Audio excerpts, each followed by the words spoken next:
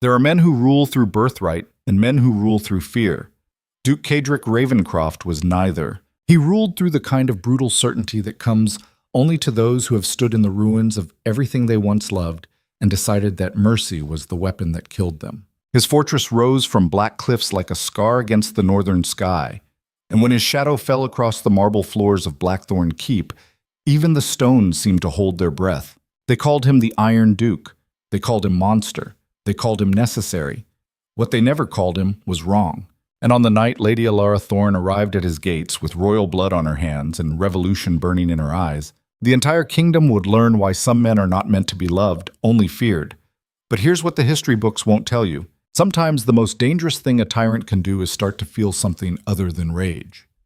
Stay with me, because what happens next will shatter everything you think you know about power. And I promise you, this story doesn't end the way you expect. The Great Hall of Blackthorn Keep smelled like old smoke and older grudges. Cadric stood at the far end where winter light barely reached, one hand resting on the pommel of his sword like a man who'd forgotten what it felt like to be unarmed. The weapon wasn't ceremonial. The nicks along the blade proved that. So did the silence that fell whenever he moved. 43 nobles filled the chamber, representatives from every major house south of the Deadlands, and not one of them would meet his eyes for longer than it took to register the threat. They'd come for the quarterly taxation review. What they'd gotten instead was a masterclass in why Parliament had stopped trying to control him 3 years ago. Lord Ashford, fat and sweating in velvet that cost more than most families earned in a decade, cleared his throat. Again. He'd been doing that for 10 minutes, working up the courage to speak. Cedric didn't help him. Finally, Your Grace, the Crown respectfully requests. No. The word cut through the hall like a blade through silk. Ashford blinked. You haven't heard the request. I don't need to. Cedric's voice carried the kind of quiet that made men reach for weapons they weren't wearing. Whatever Parliament wants from the Northern Territories, the answer is no. The roads stay closed, the tariffs stay in place, and if the king has a problem with that, he can ride north himself and we'll discuss it over steel instead of parchment. Murmurs rippled through the assembly. Shocked. Terrified. Excited in the way people get when they witness something catastrophic from a safe distance. Another voice, younger and stupider. This is treason. Caedric turned his head slowly. The speaker was maybe 25, wearing his father's colors and his father's arrogance. Third son of a house that had been irrelevant for 2 generations. Treason, Caedric repeated, tasting the word. He descended from the dais with the deliberate pace of a man who knew time bent around him, not the other way around. That's what you're calling self-preservation now? He stopped 3 feet from the young lord. Your family controls 2 ports and a stretch of farmland that floods every spring. I control the entire northern military route, the iron mines that supply half the kingdom's weapons, and every road between here and the Deadlands. If I'm a traitor boy, then you should be praying I never decide to be a patriot. The young lord's face went white. Ashford tried again, desperation making him bold. Your Grace, surely we can find compromise. Compromise is what weak men call losing slowly. Caedric walked back toward the throne, not bothering to look at any of them. This assembly is over. Tell the crown. I'll consider their requests when they remember that the North doesn't beg. We negotiate. And right now they have nothing I want. He sat. The throne was carved from black stone hauled up from the cliffs 500 years ago, built to hold men bigger than comfort allowed. Caedric filled it the way winter filled empty houses, completely, without apology. The nobles fled. All of them. A rush of silk and fear that emptied the hall in less than 2 minutes. All except one. Caedric noticed her because she didn't move. While 42 lords scrambled for the doors like rats fleeing a sinking ship, she remained standing near the center of the hall, perfectly still, watching him with the kind of attention that felt like being studied rather than observed. He'd seen her earlier, but hadn't bothered to identify her. Dark hair pulled back severe enough to hurt. Clothes that were expensive but practical. None of the peacock nonsense the southern houses preferred. Hands that weren't soft.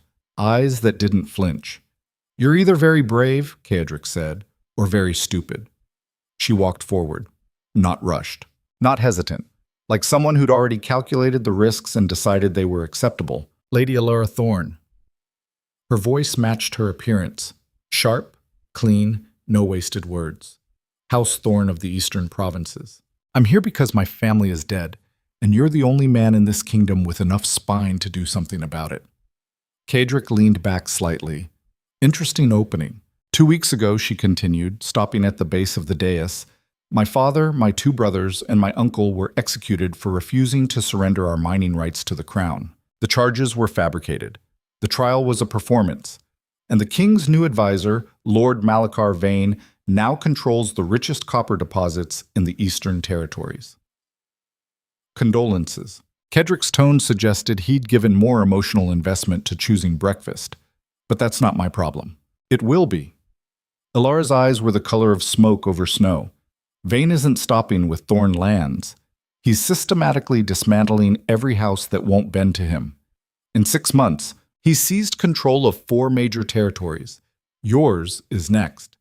Kadric studied her, really studied her, the set of her shoulders, the way her hands stayed loose at her sides, ready but not threatening, the complete absence of tears despite discussing her family's murder. He'd seen 1,000 people stand before him. Most were performing.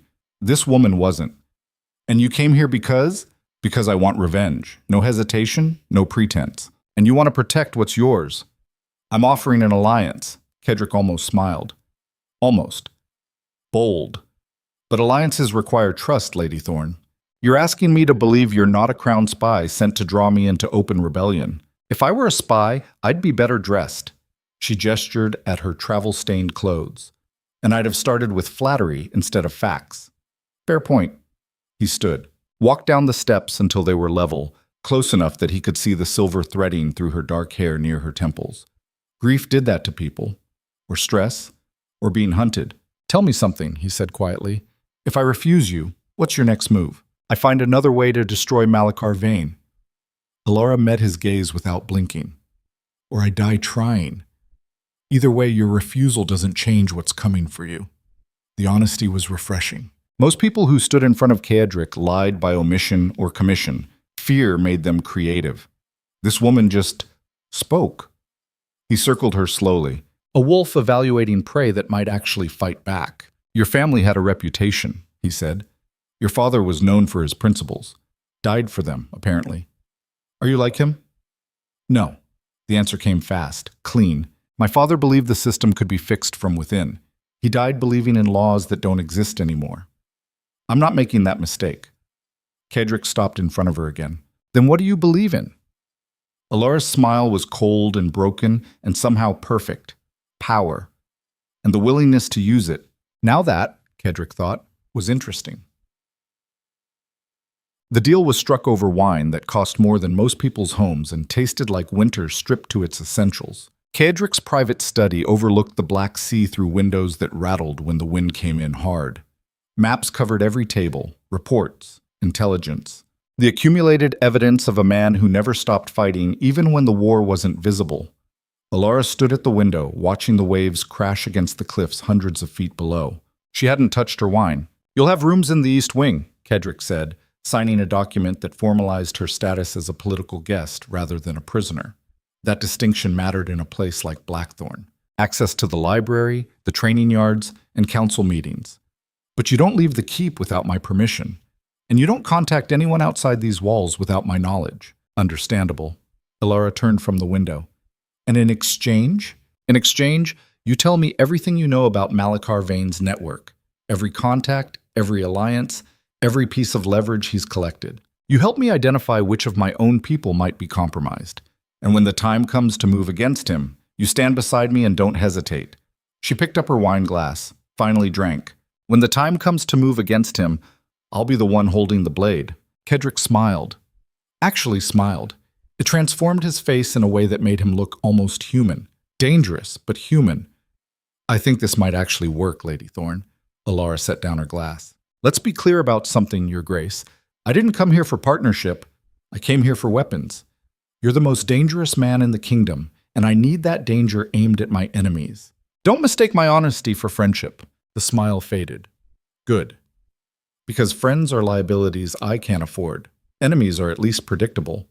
She held his gaze for a long moment, then nodded once and left the study without asking permission. Kadric watched her go. Watched the way she moved through his fortress like someone mapping escape routes out of habit, like someone who'd survived something terrible and decided to become something worse. He knew that walk.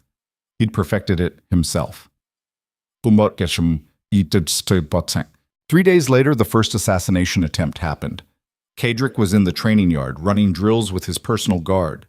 20 men who'd fought beside him during the border wars, who'd learned that loyalty to the Iron Duke meant survival and betrayal meant something much worse than death. The attack came during a blade transition, that half second when his sword was high and his balance committed forward. Professional timing. The kind that came from watching him train for days, learning his patterns. The crossbow bolt would have taken him through the throat if Captain Marcus hadn't shoved him sideways hard enough to crack ribs. The bolt buried itself in the practice dummy behind them instead, vibrating with force. The training yard erupted. Guards scattered, searching for the shooter. Kadric rolled to his feet, ignoring the pain in his side, sword already in hand. His mind was cold, calculating. Crossbow meant distance. Distance meant the keep walls or the watchtower. Trajectory suggested there. Movement on the eastern parapet.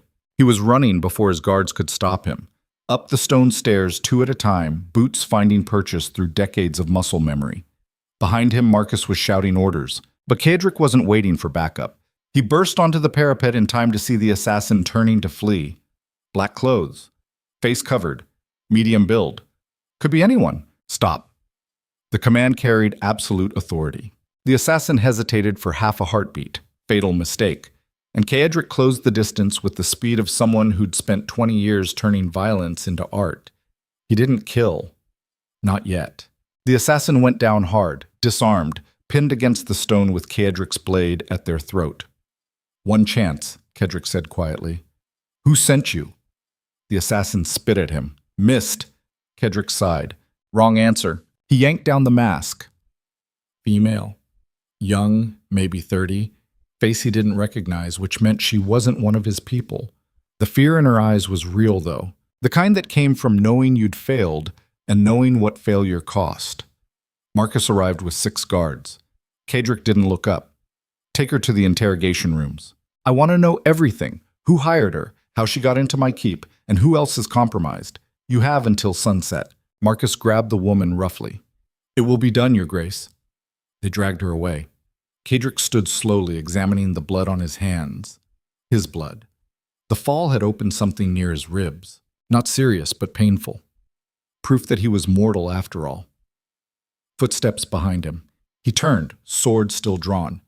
Alara stood at the top of the stairs, breathing hard like she'd run the whole way. Her eyes went immediately to the blood on his shirt. How bad? She asked. Not bad enough. Kadric sheathed his sword. But someone inside these walls just tried to make it permanent. Alara moved closer, examined the wound with the clinical detachment of someone who'd seen violence up close. You need a physician. I need names. He caught her wrist when she reached toward the injury. This was professional. Someone studying my routines. Someone with access to the keep. She didn't pull away from his grip. Then we start eliminating possibilities. Your personal guard? Loyal. Tested through years of war. If one of them wanted me dead, they'd do it face to face. Your household staff? 300 people. Any of them could be compromised. Kadric released her wrist. But the timing bothers me. You arrive. 3 days later, someone tries to kill me. That's either coincidence or correlation. Alara's expression didn't change. If you think I arranged this, you're welcome to throw me in whatever hole you keep traitors in. I'm considering it. Good. She stepped back. Suspicion keeps you alive longer than trust. But while you're considering, remember that Malachar Vane benefits from your death more than I do. You're the obstacle between him and total control of the Northern Territories. I'm just a survivor with nothing left to lose. Kadric studied her. The absolute calm. The lack of defensive posturing. Either she was innocent or she was the best liar he'd ever met. You'll submit to questioning, not a request. Of course. Alara turned toward the stairs. When? After I deal with the woman who actually shot at me. He wiped blood from his hands onto his shirt. And Lady Thorne? If I find out you're lying, there won't be enough of you left to bury. She paused at the top of the stairs, looked back over her shoulder. If I wanted you dead, Your Grace, you'd never see it coming. Then she was gone, descending into the keep like smoke. Kaedric stood alone on the parapet, watching the sea rage against the cliffs below. The pain in his side was getting worse. The implications were getting worse faster. Someone wanted him dead. Someone had penetrated his fortress. Someone had nearly succeeded. And the only person he could almost trust was the one with the clearest motive to betray him. The interrogation lasted 4 hours. Kaedric watched through a one-way mirror while Marcus worked. The captain was efficient, methodical, and utterly without mercy. The methods weren't elegant, but they were effective. The assassin's name was Vera Blackwood, former soldier dishonorably discharged after the border wars. She'd been recruited 3 months ago by an intermediary, never met Malachar Vane directly, but the money came through his network. She'd infiltrated Blackthorn as a kitchen worker, spent weeks mapping Kaedric's routines, waiting for the perfect opportunity. The attack wasn't supposed to succeed on the first attempt. It was supposed to make him paranoid, distracted, vulnerable to the real assault that was coming.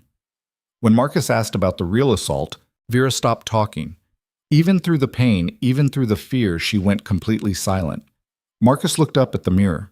The message was clear. She'd reached her limit. Any further and she'd start making things up just to make it stop. Kaedric entered the room. The temperature seemed to drop 10 degrees. Vera looked up at him through eyes swollen nearly shut. Blood matted her hair. Her hands were shaking, but when she saw him, something like defiance flickered across her face. Stubborn, Kaedric observed. He pulled up a chair, sat down across from her like they were having a conversation instead of an execution. I respect that, but stubbornness only matters if you live long enough to enjoy it. Kill me then.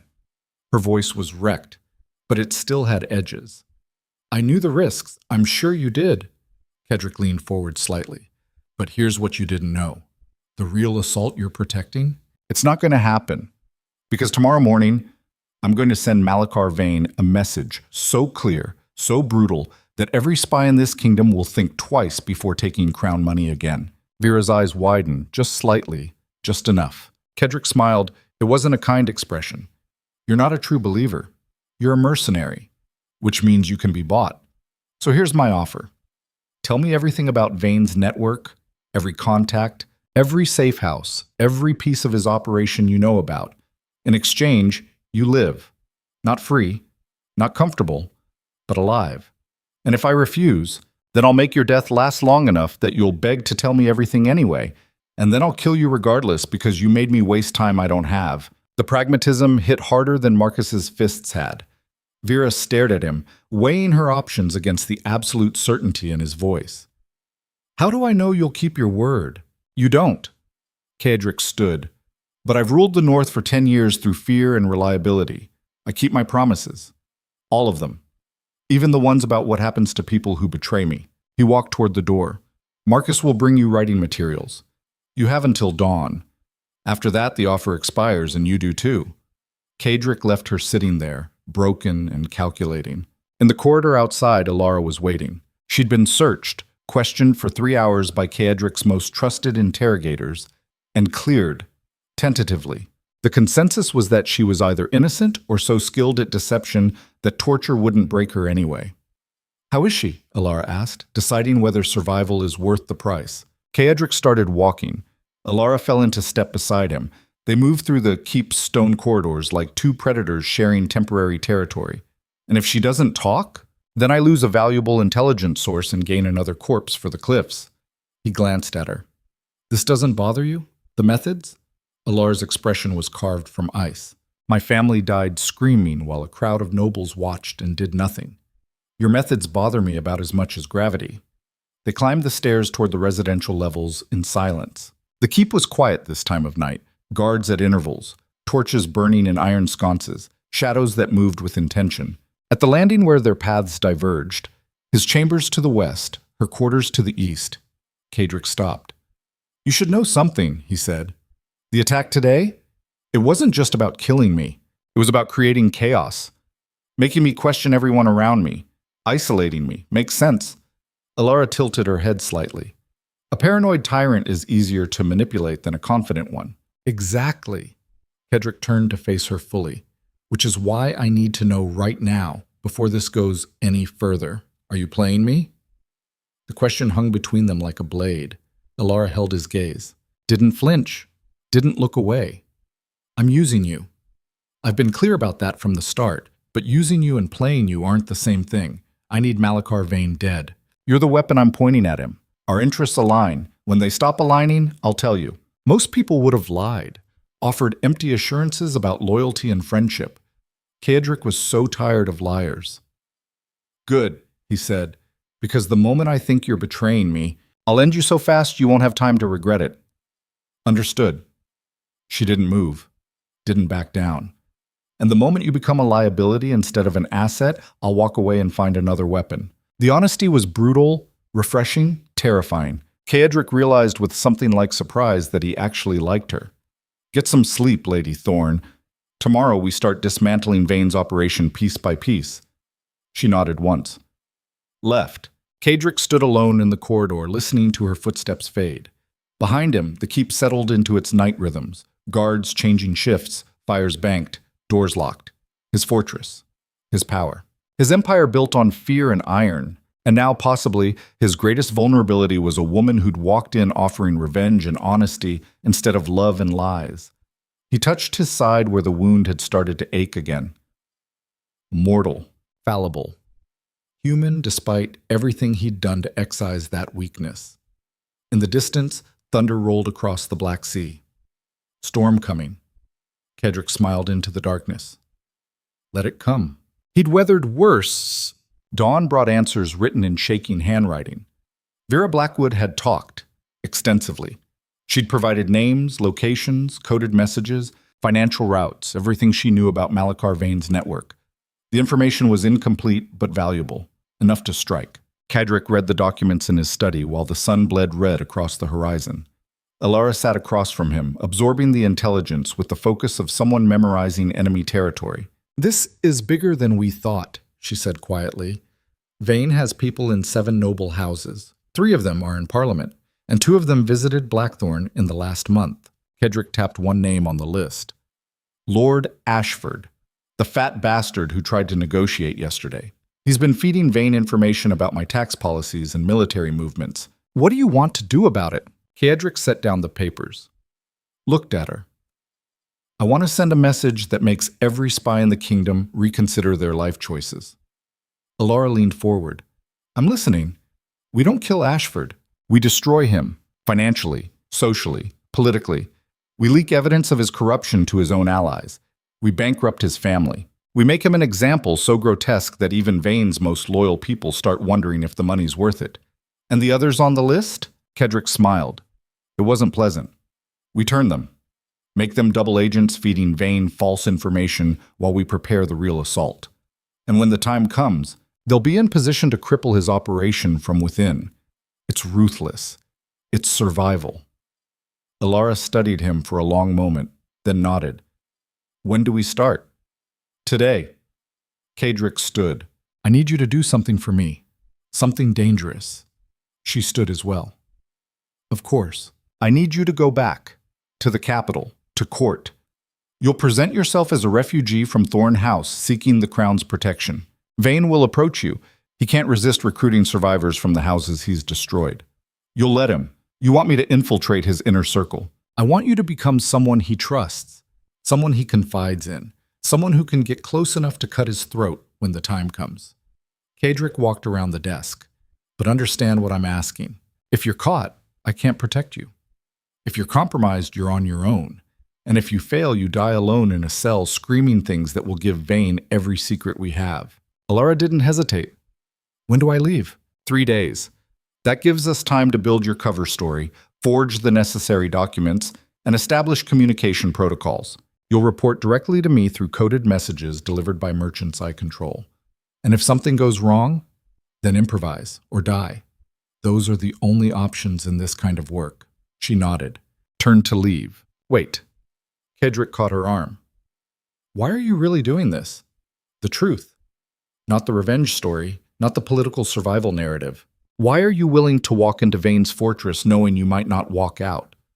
Alara looked down at his hand on her arm, then back up at his face. Her eyes were empty of everything except certainty. Because I have nothing left to lose, she said quietly. My family is dead. My house is gone. My name means nothing anymore. The only thing I have left is purpose. And killing the man who destroyed everything I loved? That's enough purpose to last a lifetime, however short that lifetime turns out to be. Kedrick released her arm. He understood. God help him. He understood perfectly. Be careful, Lady Thorne. Careful is for people who want to survive. Her smile was broken glass. I just want to win. She left. Kedrick stood alone in his study, watching the sun finish rising over the Black Sea. The light was cold, clean, unforgiving, like everything else in his world. Dead. The next 2 days were preparation. Documents forged, stories aligned, communication codes established. Alara would travel to the capital under the guise of seeking asylum, her story corroborated by carefully planted rumors about a falling out with the Iron Duke over unpaid debts. Vane would hear. Vane would investigate. And if Alara played her part correctly, Vane would recruit her into his operation, thinking he'd gained a valuable asset. What he'd actually gained was a blade aimed at his heart. On the final night before her departure, Kedrick found himself in the keep's library. Massive chamber filled with books collected over 5 centuries of Ravencroft rule. Military history, philosophy, maps of territories that no longer existed, knowledge that had outlasted kingdoms. He wasn't alone. Alara stood near the window, bathed in moonlight, reading a treatise on political manipulation written 300 years ago by a duke who'd nearly toppled the monarchy before being executed for treason. Interesting choice, Kedrick observed. She didn't look up. He failed because he announced his intentions too early, made his move before securing enough allies. Arrogance killed him faster than the king did. Lesson learned? Never mistake confidence for inevitability. She closed the book. Put it back on the shelf. Even the most brilliant plans collapse if you forget that other people are planning too. Kedrick moved deeper into the library. The silence here was different from the silence in the rest of the keep. This was contemplative rather than threatening. Tomorrow, you leave. Tomorrow, I leave. He stopped a few feet away. Are you afraid? Alara turned to face him. Her expression was unreadable. Of dying? No. I made peace with that possibility when I watched my family die. Of failing? Absolutely. Because failure means they died for nothing, and Vane wins. The honesty was constant with her, brutal and constant. I don't know if I can trust you, Kedrick said, and that bothers me more than it should. You can't trust me. Alara's voice was steady. I'm a weapon you're aiming at your enemies. Weapons don't require trust. They require maintenance and proper targeting. Is that really all you are? A weapon? She held his gaze. What else is there? After everything that's been taken, after all the ways the world teaches you that kindness is vulnerability and love is a weakness people exploit, Kedrick knew that lesson, had learned it through blood and betrayal and the kind of loss that carved humanity out of you piece by piece until all that remained was purpose and rage. I had a brother once, he said. Younger, gentler. Everything I wasn't. He believed in honor, in justice, in the idea that good men could change a broken system from within. What happened to him? The broken system killed him, publicly, while I watched. As a lesson about what happens to people who trust in laws that don't apply to everyone equally. Kedrick's voice was flat, emotionless, the way it got when he discussed things that still hurt. After that, I became this. Because mercy didn't save him, kindness didn't save him. Only power matters. Only fear keeps you alive. Alara stepped closer. I'm sorry. Don't be. He met her eyes. That boy died 20 years ago.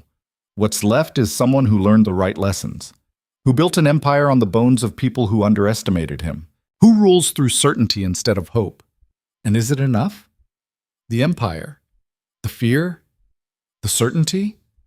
The question hit harder than it should have. Kedrick didn't answer immediately. Outside, the sea crashed against the cliffs with eternal violence.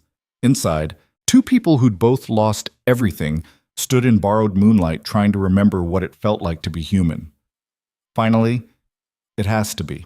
Because the alternative is admitting I turned myself into a monster for nothing. Alara reached out, touched his hand. Just a brief contact.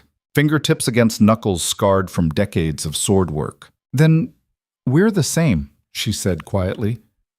Monsters trying to convince ourselves the transformation was worth it. She pulled away, walked toward the door. At the threshold, she paused, looked back. "Thank you," she said, "for the opportunity, for the weapon, for pointing me at the right target. Don't thank me yet." Kadrick's voice followed her through the darkness. "You might not survive this. I know." Her silhouette was sharp against the corridor light. "But at least I'll die fighting instead of hiding." Then she was gone.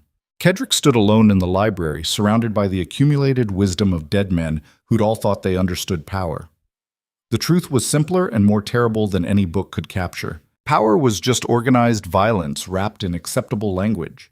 And the people who wielded it best were the ones who'd stopped lying to themselves about what they'd become. He'd become a tyrant, a monster, the thing children feared in stories, and tomorrow he was sending the only person who might understand him into hell with nothing but lies and steel for protection. If she died, it would be his fault, his plan, his war.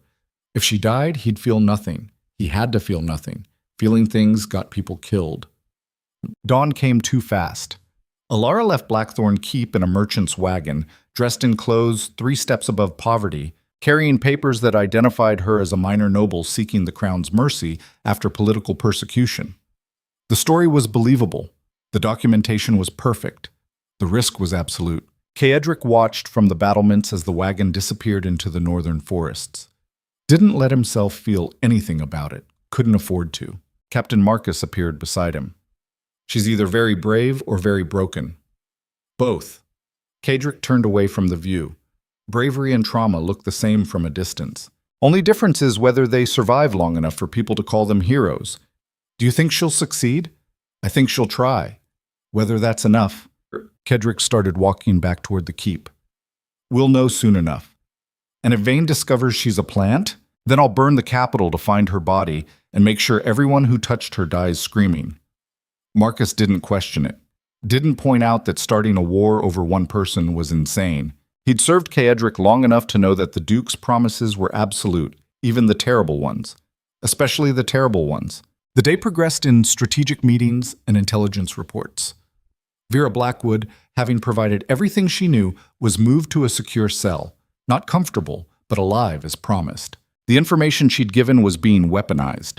Lord Ashford's corruption was being leaked to his political rivals through carefully constructed evidence. Other names on the list were being approached, offered deals that traded their lives for cooperation. Vane's network was being dismantled piece by piece. But the man himself remained untouchable, protected by crown authority and parliamentary influence, surrounded by loyal guards and political alliances that made direct assault impossible. That's where Alara came in. If she could get close, if she could earn his trust, if she could survive long enough to strike. Too many ifs. Kedrick hated it. 3 days passed, then 5, then a week. No word, no messages. Nothing through the merchant channels they'd established. Marcus started suggesting contingency plans. Kedrick ignored him. On the 10th day, a coded message arrived hidden in a shipment of wine from a merchant Kaedric controlled. Short, brutal, perfect. Made contact. He believes the story. Will report when positioned. Signed with a mark only Alara knew. Kaedric read it 3 times. Burned it. Felt something dangerously close to relief. She was alive. She was inside. The plan was working. Now came the hardest part, waiting while someone else fought his war. 2 weeks into Alara's infiltration, everything went wrong in a way Kaedric hadn't predicted. Lord Ashford, facing complete financial ruin from the leaked corruption evidence, killed himself, publicly. During a parliamentary session, he stood up in front of 200 witnesses, declared that he'd been destroyed by the Iron Duke's vendetta, and put a blade through his own throat. The message was clear. Kedrick had gone too far. Parliament erupted. Calls for investigation, demands for justice, threats of military action against Blackthorn Keep. The king, weak and manipulated, signed an order stripping Kaedric of his northern territories pending a full inquiry into Ashford's death. It was a political execution disguised as legal process. And behind it all, Kaedric could see Malachar Vane's fingerprints. The timing, the theatrics, the way Ashford's suicide had been leveraged into a weapon against him. Brilliant. Ruthless. Exactly what Kaedric would have done in Vane's position. The council meeting that followed was chaos. 20 nobles shouting over each other, half demanding Caedric submit to Parliament's authority, half suggesting military mobilization, all of them terrified about what came next. Caedric let them talk, let them vent, let them perform their fear. Then he stood. Silence fell like an execution. We're not submitting to anything. His voice carried absolute certainty. Parliament doesn't have the authority to strip my territories because Parliament doesn't have the power to enforce their orders here. The North answers to Ravencroft rule. It has for 500 years. That doesn't change because a corrupt lord decided guilt was too heavy to carry. Your Grace, one of the older nobles ventured, if we defy this order, the crown will send armies. Let them send armies. Caedric's smile was predatory. Let them march north through winter territory. Let them try to siege a fortress that's never fallen. Let them learn why the North has never been conquered. The room erupted again, arguing, panicking, calculating odds of survival. Through it all, Caedric felt something cold settling in his chest. Clarity. Purpose. The thing that happened when all pretense fell away and only truth remained. This was war now. Real war. Not political maneuvering or intelligence operations. Vane had forced his hand, had turned Ashford's death into a weapon that couldn't be deflected. Fine. If Vane wanted war, Caedric would give him a war so brutal that the kingdom would remember it for generations. He dismissed the council, sent immediate orders to mobilize the northern armies, locked down the keep, prepared for siege, and sent a single-coded message south to Alara through the merchant network. Situation accelerated. Timeline moved up. Whatever you're doing, finish it fast. War's coming whether we're ready or not. The message went out with a merchant caravan that afternoon. That night, Caedric stood on the battlements watching snow begin to fall across the black cliffs. Behind him, Blackthorn Keep blazed with torchlight in preparation, soldiers drilling, weapons being sharpened, supplies being stockpiled, his empire preparing for war. And somewhere in the capital, a woman with nothing left to lose was infiltrating the organization of a man who'd killed her family, carrying Caedric's war in her heart like a blade. If she failed, thousands would die. If she succeeded, thousands would still die, just different thousands. That was the calculus of power, the mathematics of survival in a world where mercy was weakness and compromise was just another word for surrender. Caedric had chosen this path 20 years ago when his brother died, and something essential broke inside him. Had chosen iron over compassion, fear over love, certainty over hope. Now that choice was coming due. The snow fell harder. The sea raged. The kingdom held its breath. And in the darkness, the Iron Duke smiled like a man who'd finally stopped pretending he was anything other than what the world had made him. The message from Alara arrived 3 days later during a blizzard that had locked Blackthorn Keep in white silence.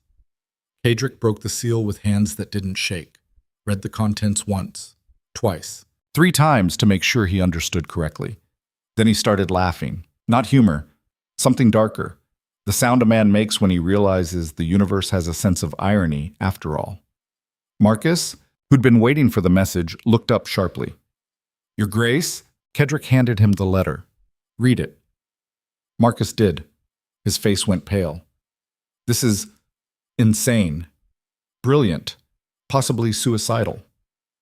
Caedric walked to the window, stared out at the storm. She's not trying to assassinate Vane. She's trying to turn him, to make him believe she's betraying me, that I sent her as a spy, but she's had a change of heart, that she wants to join his operation for real in exchange for protection and revenge against the Duke who used her. That's...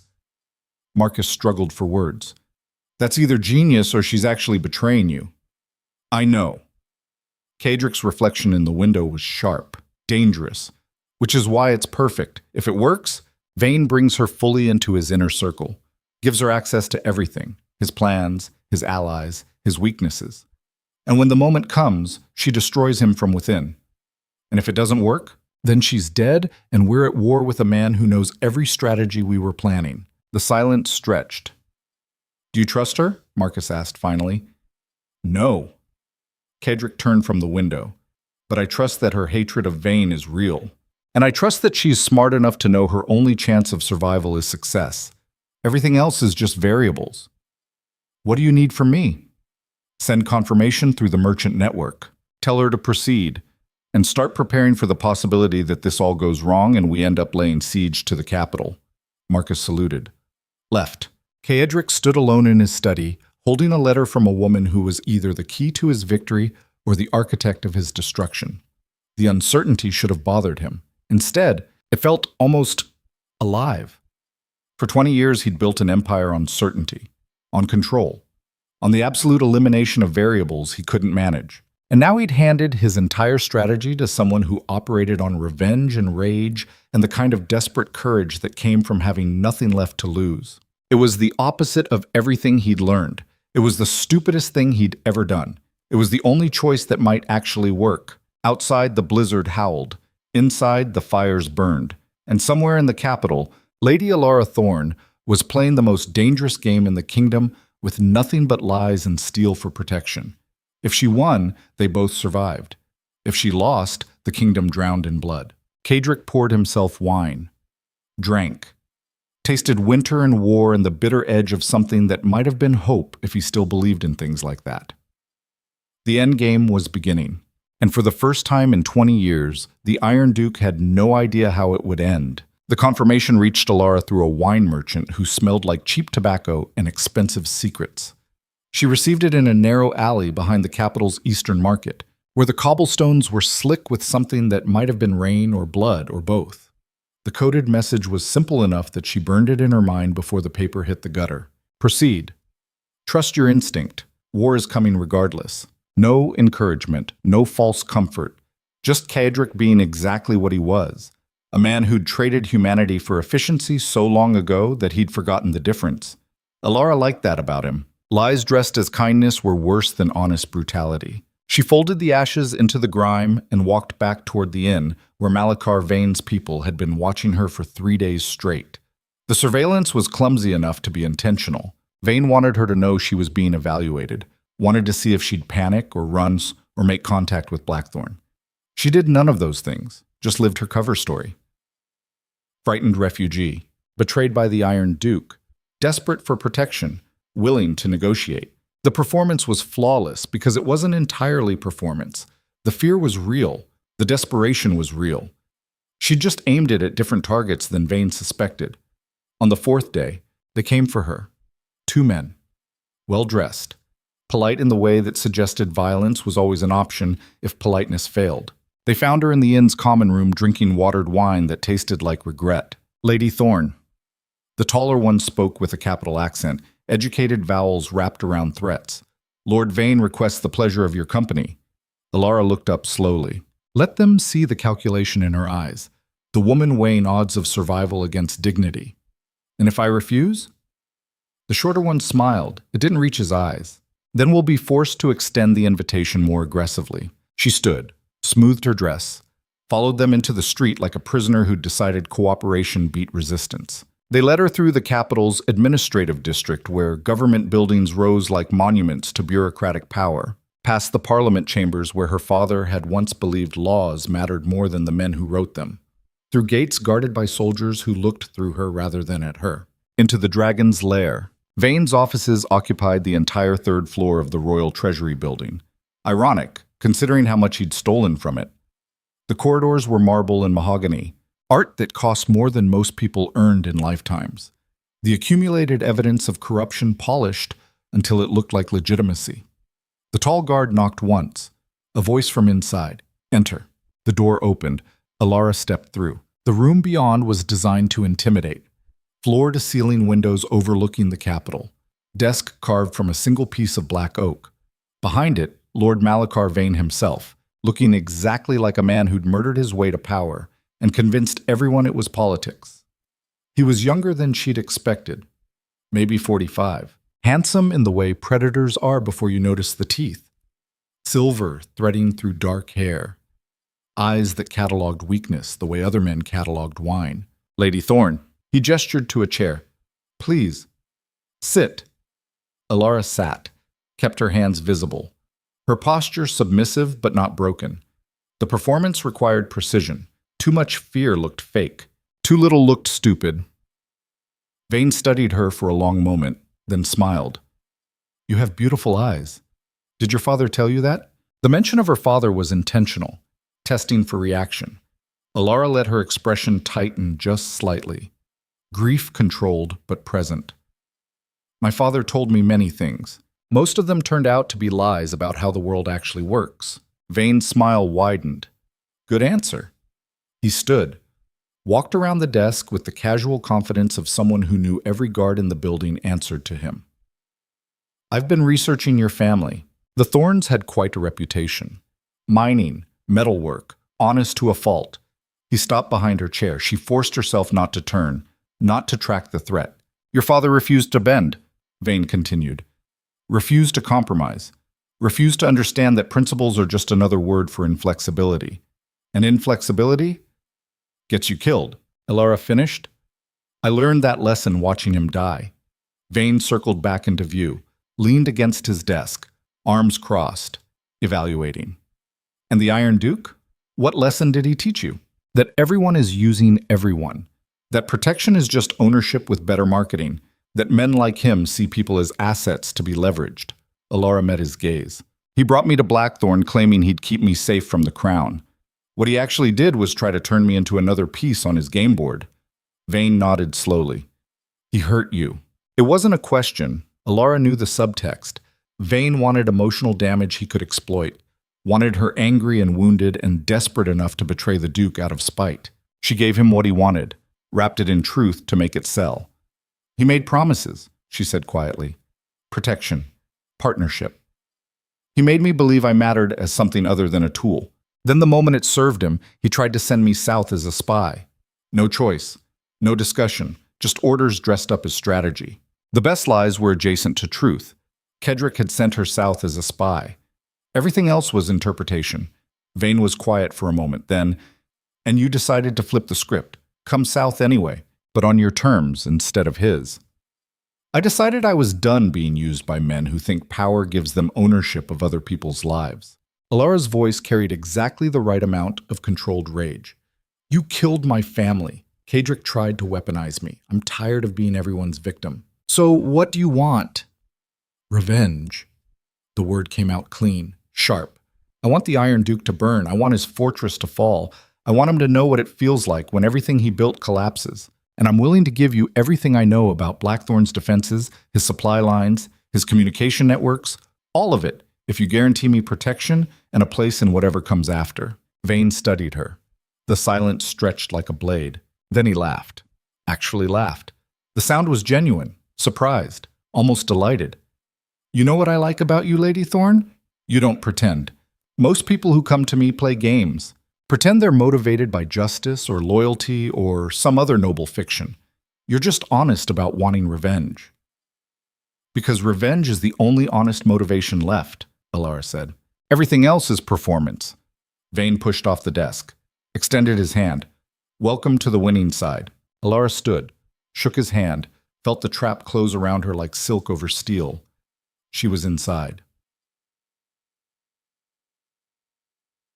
The next 3 weeks were a masterclass in playing multiple games simultaneously. Vane brought Alara into his operation slowly, testing her, watching for inconsistencies. She met his lieutenants, learned his networks, studied the architecture of corruption he'd built across 7 noble houses and half of Parliament. She fed him intelligence about Blackthorn, real intelligence mixed with carefully crafted lies, troop movements that were accurate but outdated, supply routes that existed but were being abandoned, communication protocols that Kedrick had already changed, enough truth to build trust, enough fiction to maintain control. And through it all, she sent coded reports back to Blackthorn through the merchant network. Short messages hidden in wine shipments and grain deliveries. Everything she learned, everyone she met, every weakness she identified in Vane's organization. The reports were clinical, detailed, exactly what Kedrick needed to plan his counterstrike. But they also cost her something. Every lie she told pulled her deeper into a role that felt increasingly comfortable. Every strategy session with Vane reminded her that he was brilliant, ruthless, and exactly the kind of mind that could have been an ally if circumstances were different. She hated him. She respected him. Both things were true simultaneously. On the 20th day of her infiltration, Vane summoned her to a private meeting in his residence rather than his office. The change in location was significant. Office meetings were business. Residence meetings were trust. or tests disguised as trust. His home occupied an entire block in the capital's noble quarter, 4 stories of stone and privilege behind walls that kept the world at a comfortable distance. Elara was escorted through gardens where autumn had turned everything to rust and gold. Vane met her in a study that smelled like expensive tobacco and old leather. He was reading when she entered, looked up with the expression of someone who'd been expecting her. Wine? He gestured to a decanter that probably cost more than her former estate. Thank you. He poured 2 glasses, handed her one, sat in a chair that faced hers rather than putting a desk between them. The informality was deliberate, calculated intimacy. You've been very valuable these past weeks, Vane said. The intelligence you've provided about Blackthorn has been exceptionally detailed. I told you I'd give you everything. You did. He sipped his wine. But I'm curious about something. Why does someone as intelligent as you need me at all?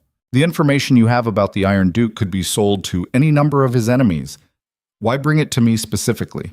Elara had prepared for this question, had known it would come eventually, because you're the only one who can actually destroy him. The other houses that hate Kaedric lack the resources or the spine. You have both. You have crown access, parliamentary influence, and the kind of strategic mind that thinks 3 moves ahead. Flattery mixed with accuracy. Vane smiled slightly. You're good at this. At what? Manipulation. His voice carried no judgment, just observation.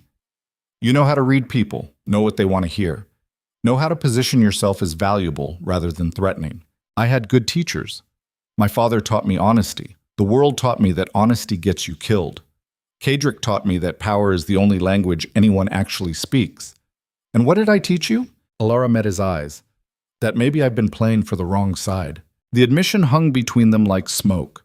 Vane leaned forward slightly. Are you suggesting what I think you're suggesting? I'm suggesting that the Iron Duke is a dying empire. He rules through fear, but fear only works until someone stops being afraid. You're building something different, more sustainable, based on leverage and alliance instead of just violence. You think I'm better than him. I think you're smarter. Elara set down her wine glass. Kaedric is a warlord pretending to be a duke. You're an architect pretending to be an advisor. One of those has a future. The other is just waiting for the collapse. Vane was quiet for a long moment. Then, you realize what you're offering me? Everything. Intelligence, strategy, access to networks Kaedric thinks are still loyal. She paused. And eventually, when the timing is right, a way to kill him that looks like accident or natural causes rather than assassination. You'd do that? Kill a man you've been working with? I'd kill the man who tried to turn me into a weapon without my consent. Elara's voice was ice. The difference between Kaedric and you is that you asked. He ordered. That matters. It was the most dangerous move yet. Offering complete betrayal. Positioning herself as someone willing to commit murder for the right ally. Vane stood, walked to the window, stared out at the gardens below where shadows were getting longer. There's a problem with your offer, he said finally. Only one? He turned, looked at her with eyes that had calculated 1,000 betrayals. I don't trust you. Elara felt her pulse spike, kept her expression neutral. Then why am I still alive? Because useful and trustworthy aren't the same thing. Vane moved closer. You could be exactly what you claim. A survivor tired of being used, looking for a better alliance. Or you could be exactly what Kaedric Ravencroft sent you here to be. An infiltrator so deep that even torture wouldn't break your cover because you believe your own lies. Both of those things can be true simultaneously. No. Vane stopped directly in front of her. One is truth, one is deception, and I intend to find out which. Elara stood. Met him at eye level. How? By giving you something you can't fake. He reached into his jacket, pulled out a folded document sealed with wax. Tomorrow, Parliament votes on whether to authorize military action against Blackthorn Keep. The vote will be close. 30 votes in favor, 28 against, 2 undecided. And I'm going to give you the names of those 2 undecided votes. You're going to convince them to authorize the military action. Use whatever methods you prefer. Blackmail, bribery, threats. I don't care. But if you can deliver those votes, I'll know you're committed to destroying Kaedric rather than protecting him. He handed her the document. She took it, felt the weight of the trap closing. If she delivered the votes, Parliament authorized the war. Kedrick faced a military assault he might not survive. The plan to infiltrate Vane's operation would succeed, but the cost might be Blackthorn's destruction. If she refused or failed, Vane would know she was a plant, would kill her, would purge his organization of anyone she'd had contact with, would win by default. No good options, just different catastrophes.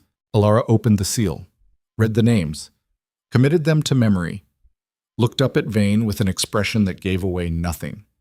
When do you need this done? 48 hours. The vote is the day after tomorrow at noon. Vane's smile was predatory. Plenty of time for someone as resourceful as you claim to be. Consider it done. She left his residence with a document that could start a war and a choice that would define everything that came after. The first name on Vane's list was Lord Sebastian Crane. Minor noble. 3 estates in the southern provinces. Known for being cautious to the point of paralysis. The kind of man who'd built a career on never committing to anything until the outcome was certain. Alara found him at a gentleman's club that catered to the sort of aristocrats who pretended their wealth came from breeding rather than exploitation. She'd dressed carefully.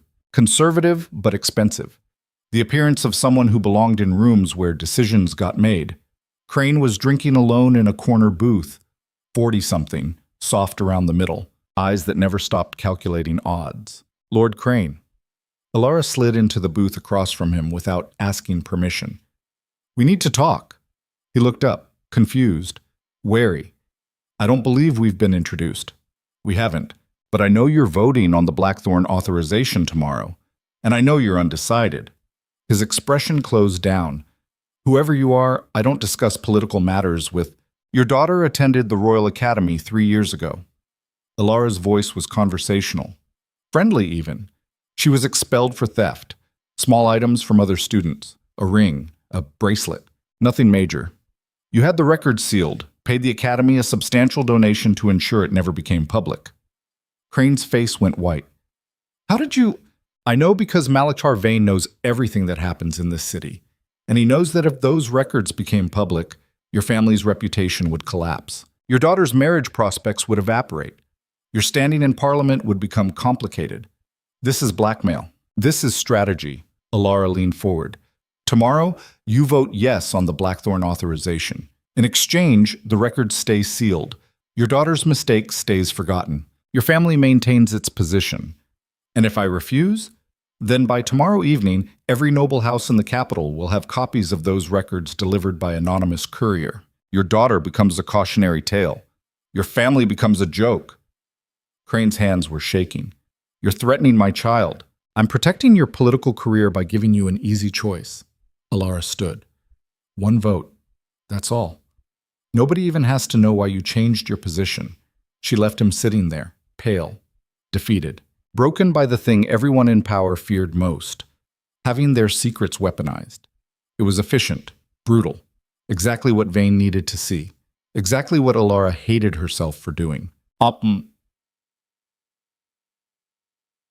second name was Lady Victoria Ashford, widow of the lord who'd killed himself during the parliamentary session after Caedric destroyed him financially. She held her late husband's seat through succession law, had voted against every northern proposal for 3 years out of pure hatred for the man who'd ruined her family. She should have been an easy vote for Vane's side, but her hatred made her unpredictable. She might vote yes to hurt Caedric, or she might vote no just to spite the man who'd manipulated her husband into suicide.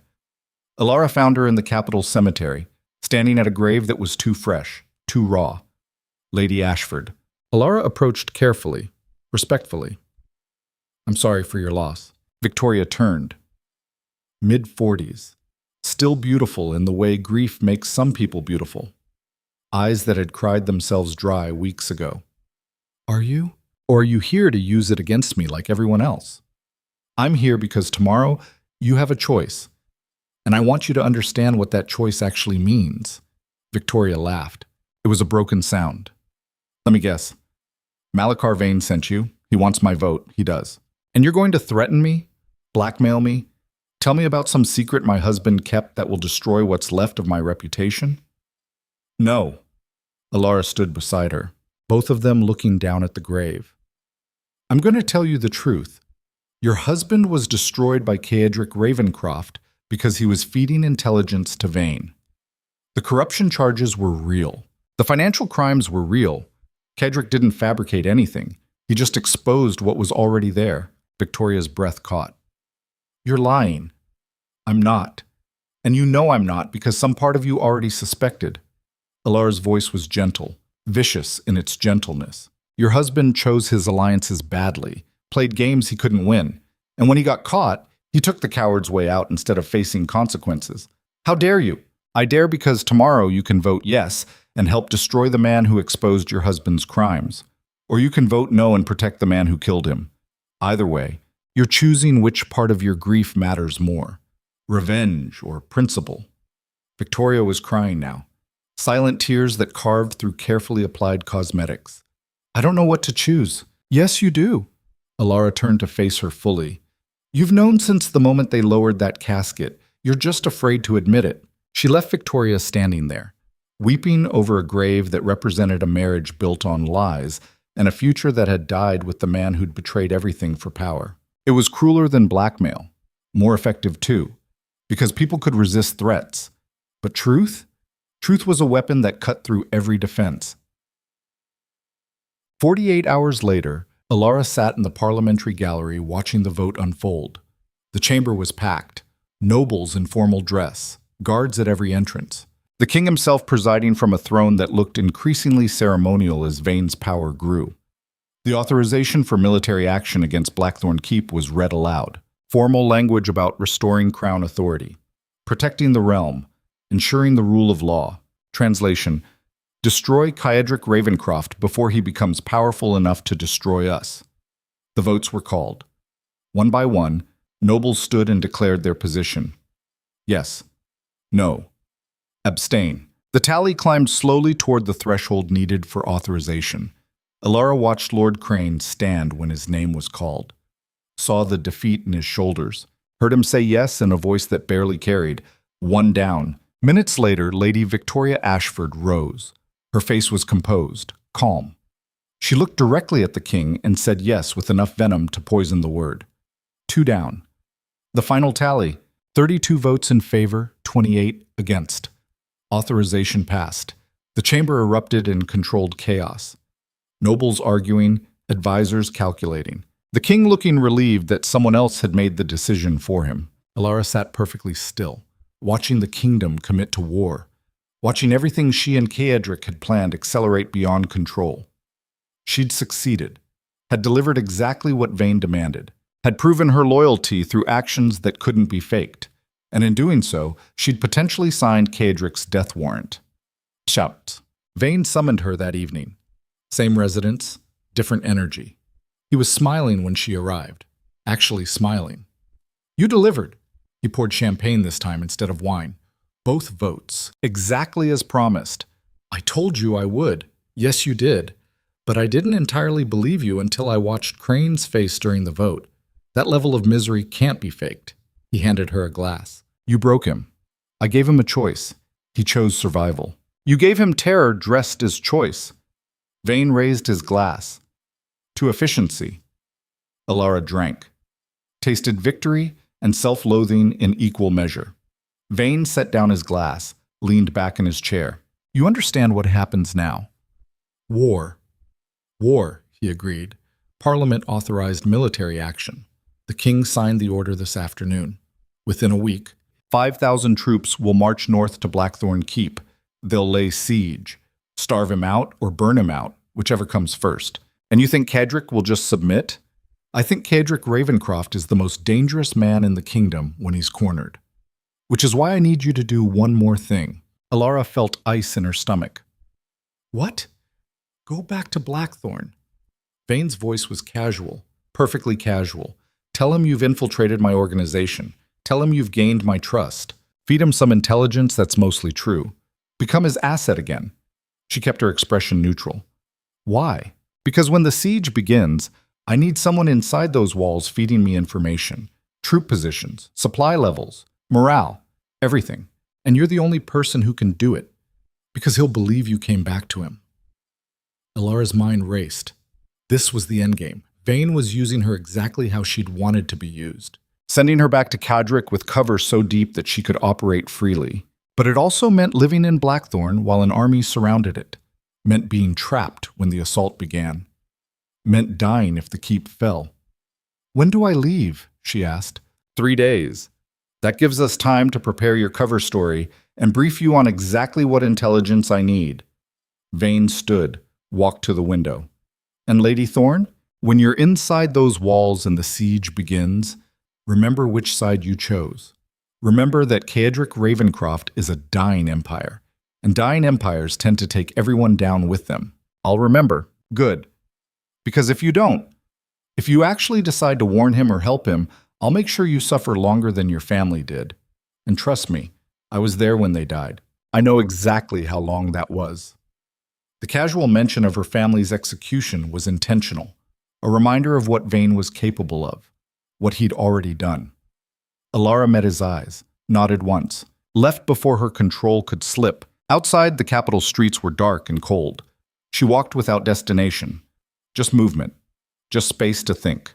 She'd won, had infiltrated deeper than anyone expected, had positioned herself exactly where she needed to be to destroy Vane from within.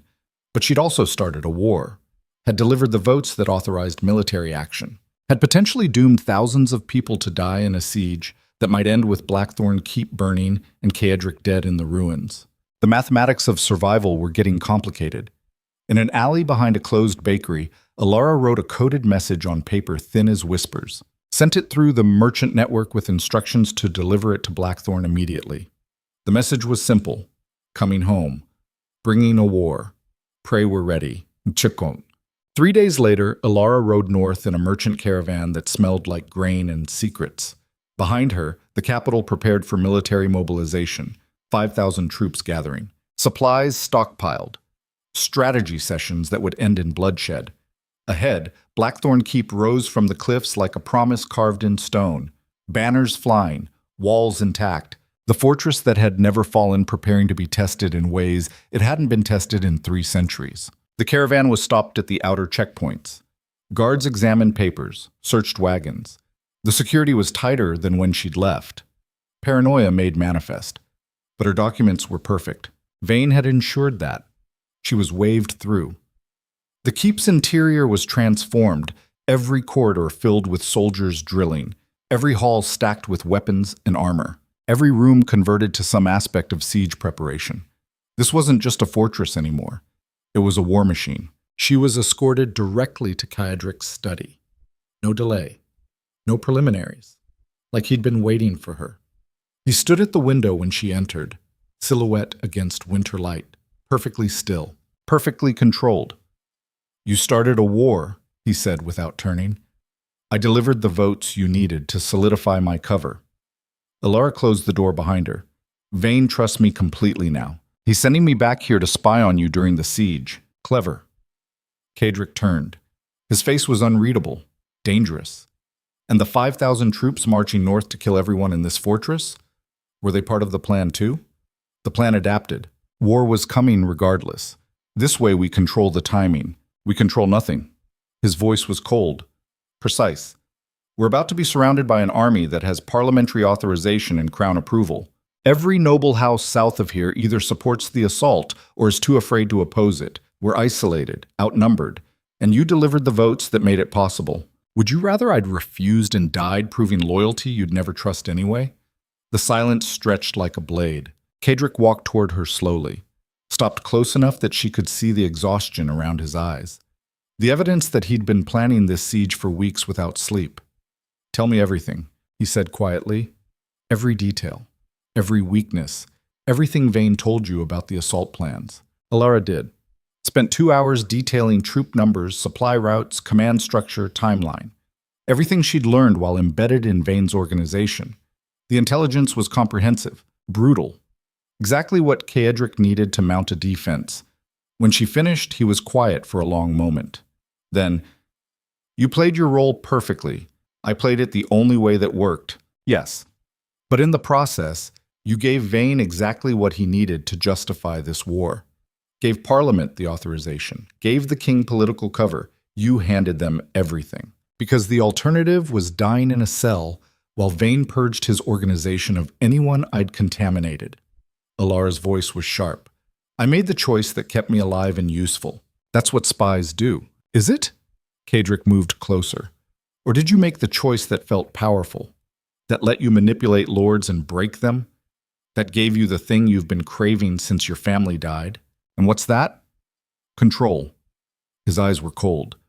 You weren't just playing a role, you enjoyed it. The blackmail.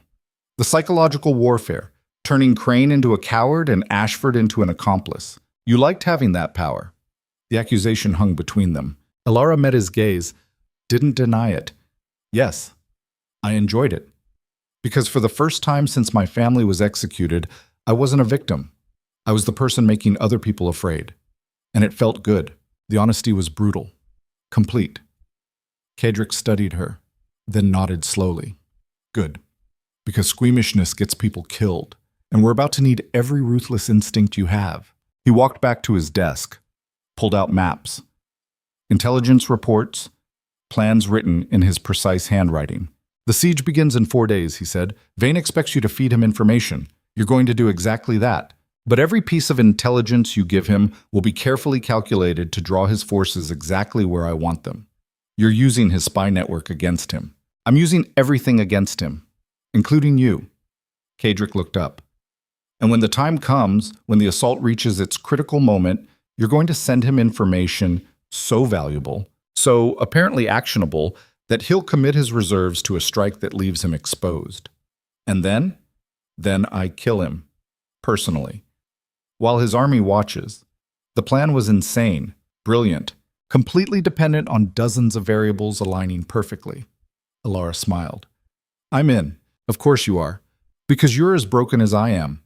And broken people make the best weapons. He wasn't wrong. Well, the army arrived 4 days later like a tide of steel and banners. 5,000 troops spreading across the valley below Blackthorn Keep. Siege equipment being assembled. Command tents rising like mushrooms after rain. The machinery of war converting farmland into battlefield. Alara watched from the battlements beside Kadric. His face gave away nothing. But she could see the calculations happening behind his eyes. Counting troops. Evaluating positions. Planning 3 moves ahead. They think numbers matter, he said quietly. Think that overwhelming force guarantees victory. It doesn't? Not when you're defending terrain like this. His gesture took in the cliffs, the keep's walls, the narrow approaches. They can surround us, they can starve us, but they can't take us without bleeding for every foot of stone. How long can we hold? Months if necessary. We have supplies for a winter siege, enough weapons to arm every person in this fortress twice, and soldiers who understand that surrender means execution. And Vane is down there somewhere, probably in the command tent coordinating with the generals. Kadric's smile was predatory, thinking he's already won because he has authorization and numbers. Has he? No. Because he made the same mistake everyone makes. He assumed I'd fight defensively, that I'd hide behind these walls and wait for him to break me. And you're not going to do that. I'm going to make him bleed so badly that Parliament questions whether this war was worth it. I'm going to turn his siege into a slaughter that makes every noble house reconsider their alliance. And when his forces are exhausted and demoralized, I'm going to ride out these gates and kill him in front of his entire army. The certainty in his voice was absolute. Alara felt something shift in her chest. Not doubt exactly, but the recognition that the man beside her was capable of exactly what he promised. That Caedric Ravencroft wasn't just a tyrant playing at war. He was war made human. Below them, the siege line settled into position. Trebuchets assembled, archers ranged. The slow, strangling process of surrounding a fortress and waiting for it to crack. What do you need from me? Alara asked. Everything you've got. Kadric turned from the view. You're going to start sending Vane reports tonight. Tell him our supply situation is better than it is, but not impossibly good. Tell him morale is high, but showing cracks. Give him hope that a sustained siege will work. And when he commits to that strategy, we hit him. Hard, fast, in places he doesn't expect. We make this siege cost more than Parliament authorized, more than the king expected, more than anyone signed up for. He started walking back toward the keep. Alara followed. In the corridor outside the war room, Kadric stopped, turned to face her. Once this starts, there's no going back. You understand that? No changing sides. No last-minute crisis of conscience. You're committed to this until one of us wins or both of us die. I know. Good. Because if you betray me, I'll make sure you regret surviving long enough to try. And if you betray me, I won't. His voice carried absolute certainty. Not because I trust you, but because you're too useful to waste on betrayal. It was the most honest thing anyone had ever said to her. Ilara nodded.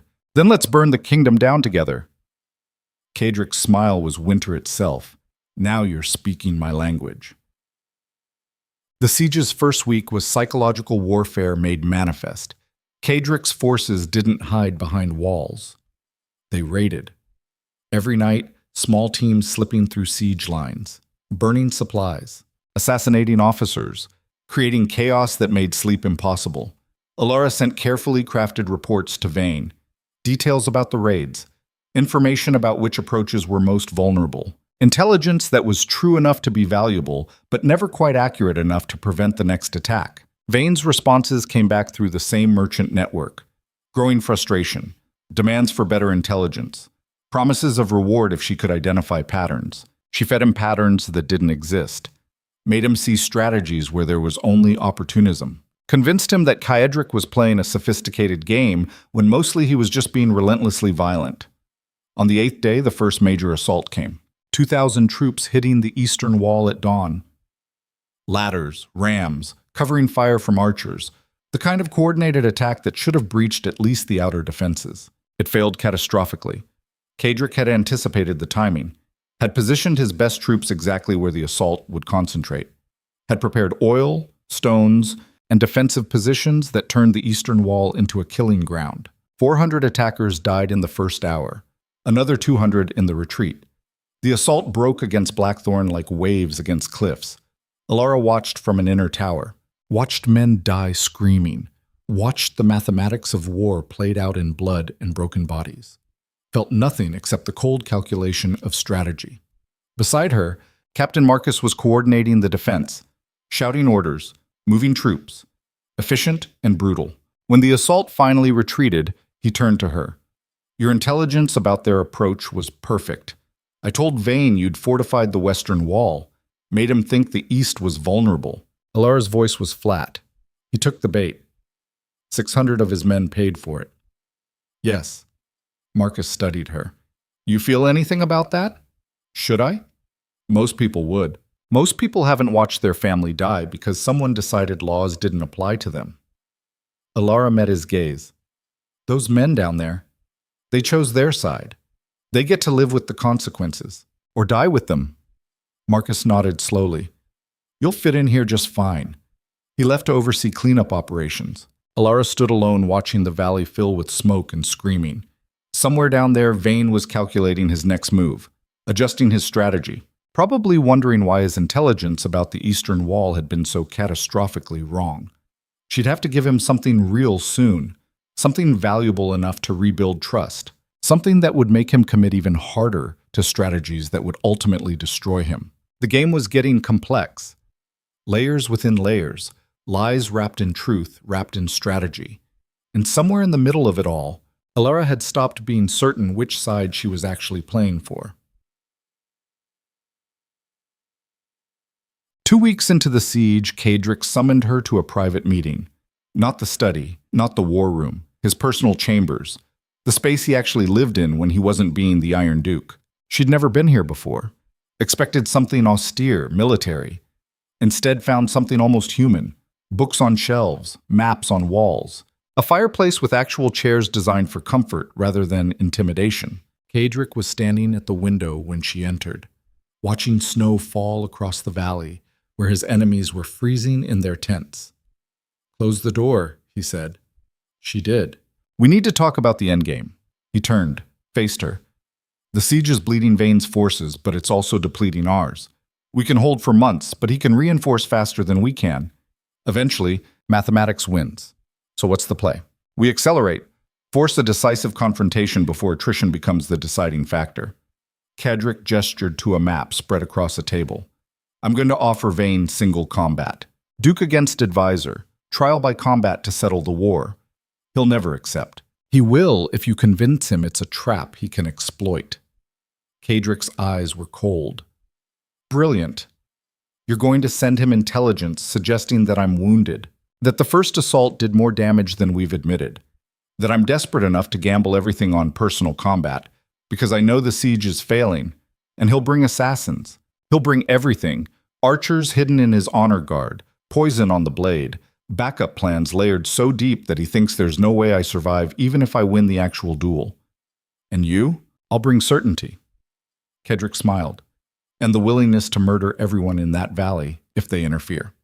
The plan was insane, dependent on Vayne taking bait that was obvious but irresistible, dependent on Alara selling the lie perfectly, dependent on Kedrick being as dangerous as he claimed. When? She asked. 3 days. That gives you time to plant the intelligence. Give him enough to believe the wound story, enough to think he can win this. And if it goes wrong, then we both die and Blackthorn falls and Vayne wins everything. Kedrick walked closer. But it won't go wrong, because you're going to sell this perfectly, and I'm going to kill him in front of his entire army. The certainty was terrifying, absolute. Alara held his gaze. Why do you trust me with this? Really? You know I could betray you, send Vayne accurate intelligence, warn him about the trap. I know, but you won't. How can you be sure? Because betraying me means Vayne wins. And Vayne winning means the man who killed your family gets everything he wanted. Your revenge evaporates. Your family died for nothing. And you spend the rest of your life knowing you had the chance to destroy him and chose survival instead. He was right. She hated that he was right. 3 days, she said. I'll make him believe. I know you will. Kedrick's smile was almost warm. Almost. Because you're exactly like me, and people like us don't quit when we're close to winning. She left his chambers with a mission that would either end the war or end everything. The next 3 days were performance art. Alara sent increasingly desperate reports to Vayne, detailed descriptions of Kedrick's supposed wound, intelligence about supply shortages that were mostly fabricated, hints that morale was cracking under the sustained siege. And then, the offer. Personal combat. Duke Ravencroft versus Lord Vayne. The winner takes Blackthorn Keep and ends the war without further bloodshed. The message went out through official channels so the entire army could witness it. Vayne's response came 12 hours later. Acceptance. Formal agreement to single combat. Terms negotiated through heralds. But Alara knew the truth. Vayne wasn't accepting because he believed in honor. He was accepting because he thought he'd rigged the game. The combat was scheduled for dawn. Neutral ground between the siege lines and the keep walls, witnesses from both sides. Formal rules that everyone knew would be violated the moment the fight began. The night before, Alara couldn't sleep. Stood on the battlements watching the valley, where tomorrow everything would end one way or another. Footsteps behind her. She turned. Kedrick, also sleepless, also watching the dark. Nervous? He asked, terrified. The honesty came easy at this point. If this goes wrong, it won't. You can't know that. Yes, I can, because I've been preparing for this moment my entire life. Every battle, every betrayal, every lesson about what it takes to survive when the world wants you dead. Kedrick leaned against the wall. Tomorrow, I either prove I'm everything they fear, or I die proving they were right to try killing me first. And if you die, then you run. Disappear. Use the merchant network to get out of the kingdom. Live long enough to decide if revenge was worth it. It was the first time he'd offered her an escape plan. Alara shook her head. If you die, I'm dying beside you, because I've come too far to quit now. Kedrick looked at her. Really looked at her. Seen something beyond strategy and utility. You know what you are, he said quietly. What? The most dangerous person I've ever met. Because you're not afraid of becoming a monster. You've already decided that's the cost of survival. And people who've made that choice? They're unstoppable until something bigger destroys them. Takes one to know one. His laugh was genuine. Brief, but genuine. Yes, it does. They stood together in the dark. Two people who'd traded humanity for power and somehow found something like understanding in the wreckage. Dawn approached like execution, and neither of them looked away. Dawn came wrapped in fog, thick enough to choke on. The valley between Blackthorn Keep and the siege lines transformed into something from nightmare. Visibility maybe 30 feet, sounds muffled, the entire world reduced to gray shapes and uncertainty. perfect conditions for murder disguised as honor. Kaedric stood in the courtyard while his armor was fitted. Not ceremonial garbage designed to look impressive. Battle steel, scarred from 2 decades of war. Every dent a lesson about what happened when you underestimated your enemies. Marcus checked each strap personally. The captain's hands were steady, but his jaw was tight. He'd fought beside Kaedric long enough to know when a plan relied more on violence than strategy. "This is insane," Marcus said quietly. "Even for you." "Probably." Kaedric flexed his sword arm, tested the weight distribution. "But sanity is for people who can afford to wait for better options. He'll cheat. You know he'll cheat. I'm counting on it. Cheating requires preparation. Preparation requires moving pieces into position. And every piece he moves is another target I can eliminate." Marcus stepped back, examined the armor with a professional eye. "If this goes wrong, then you seal the keep and hold until spring. Don't waste lives trying to recover my corpse." Kaedric's voice was matter-of-fact. "I've left instructions with the council. You'll have everything you need to continue without me." The captain nodded, didn't argue. They'd had this conversation before. Men who lived by violence understood that eventually violence collected its debts. Elara appeared at this courtyard entrance. She dressed for the occasion. Dark clothes that wouldn't show blood, hair pulled back severe, face composed into the mask she wore when calculating odds of survival. "He's ready," she said. Vayne accepted every term, agreed to witness rules, brought his entire command staff to watch. Arrogant, Kaedric observed. Confident. Elara moved closer. "He thinks he's already won. Thinks the wound intelligence was accurate. Thinks you're desperate. Good. Desperate men make mistakes." Kaedric picked up his helmet, but confident men make bigger ones. She helped him secure the helmet straps. Her fingers were cold. Steady, but cold. "If he kills you," she said quietly, "I'm going to burn his entire operation to ash. Every contact, every safe house, every person who ever worked for him. I'll make it my life's purpose." Kaedric looked at her through the helmet's visor, saw something in her eyes that matched the thing he felt in his chest. Not love, something sharper, more dangerous. The recognition that 2 broken people had somehow become weapons aimed at the same target. "Don't make promises you might not survive to keep," he said. "Then don't die." It was as close to sentiment as either of them could manage. The gates opened. Kaedric walked through them into fog that swallowed everything beyond 20 feet. Behind him, Marcus led a contingent of 50 guards. Witnesses. Not fighters, the rules for bad armed intervention. But witnesses with eyes sharp enough to identify every violation Vayne attempted. The neutral ground was marked by torches burning through the fog. A circle maybe 40 feet across. Packed earth. No obstacles. The kind of arena designed to let skill decide outcomes rather than terrain. Vayne was already waiting. He stood on the opposite side of the circle, dressed in armor that cost more than most estates. Ornate. Beautiful. Functionally useless against a real blade. Behind him, 200 soldiers formed ranks. His entire command structure. Generals, captains, the men who'd coordinated the siege. Too many witnesses for Vayne's people to act overtly. But the fog was thick. Accidents happened. Arrows got confused about their targets. Kaedric stepped into the circle. The fog seemed to close around him like a shroud. Vayne smiled. Actually smiled. "Duke Ravencroft, I appreciate you accepting these terms. It speaks to a certain desperation. It speaks to efficiency." Kaedric drew his sword, the blade sang coming free of the scabbard. "Why waste thousands of lives when we can settle this between us? How noble." Vayne drew his own weapon. Lighter, faster, a dueling blade designed for speed rather than power. "You know this doesn't have to end in death. You could yield. Surrender the keep. Retire to some forgotten corner of the kingdom. And you could stop pretending this is about anything other than power." Kaedric settled into a fighting stance 20 years of war had perfected.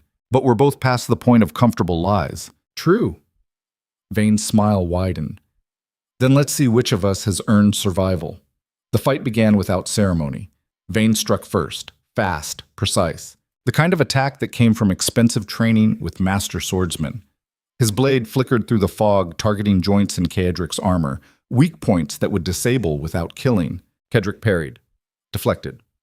Let Vayne's momentum carry him past, then counterattacked with the brutal efficiency of someone who'd learned sword fighting in actual combat rather than practice yards. The clash of steel echoed through the fog, both sides watching, both calculating. Vane was good, better than Kaedric had expected. The blade work was professional, technical, every movement economical and purposeful. But technical skill only mattered when both fighters were equally committed to staying alive. Kaedric wasn't. He drove forward, trading defense for aggression, for accepting minor cuts to create major openings. His blade hammered against Vane's defense like siege equipment, relentless, brutal, designed to break through rather than slip around. Vane gave ground, surprised. The intelligence about Kaedric being wounded was wrong. Dead wrong. This wasn't a desperate man gambling on one final confrontation. This was a predator who'd lured prey into killing range. The realization crossed Vane's face like sunrise. Then fear. Kaedric saw it, pressed harder. His blade found Vane's shoulder, cut through expensive armor like it was silk. First blood. Vane stumbled, caught himself. His eyes went wide. And then everything went wrong in ways Kaedric hadn't predicted. The arrow came from the fog behind Vane's lines. Silent, invisible until it wasn't. Hit Kaedric in the gap between helmet and chestplate. The impact drove him sideways. Pain exploded through his neck and shoulder. Not fatal, not immediately, but enough. He went down on one knee, blood running hot inside his armor. Vane's soldiers erupted, shouting, accusations. The arrow had come from their side, but nobody could identify the archer. The fog was too thick, the confusion too perfect. Marcus was screaming orders, Kaedric's guards moving to intervene. But the rules had been violated. Combat interrupted. Everything descended into chaos. Kaedric forced himself upright, ripped the arrow free, felt blood pour faster. His vision narrowed, edges going dark. Through the fog, through the pain, he saw Vane watching. Not surprised, not shocked, satisfied. And Kaedric understood with perfect terrible clarity the arrow wasn't a violation of the plan. It was the plan. Vane had never intended to fight fairly, had positioned an archer specifically to wait for the opening, had orchestrated everything to look like interference from rogue elements while actually being calculated assassination. Brilliant, ruthless, exactly what Kaedric would have done. Guards surrounded him, Marcus trying to stop the bleeding, voices screaming about treachery and violation of terms. But none of it mattered because Kaedric was dying and Vane was walking away and the war was ending exactly the wrong way. The last thing he saw before the darkness took him was Alara's face, standing at the edge of the circle, watching everything fall apart. Her expression wasn't horror, wasn't shock. It was calculation.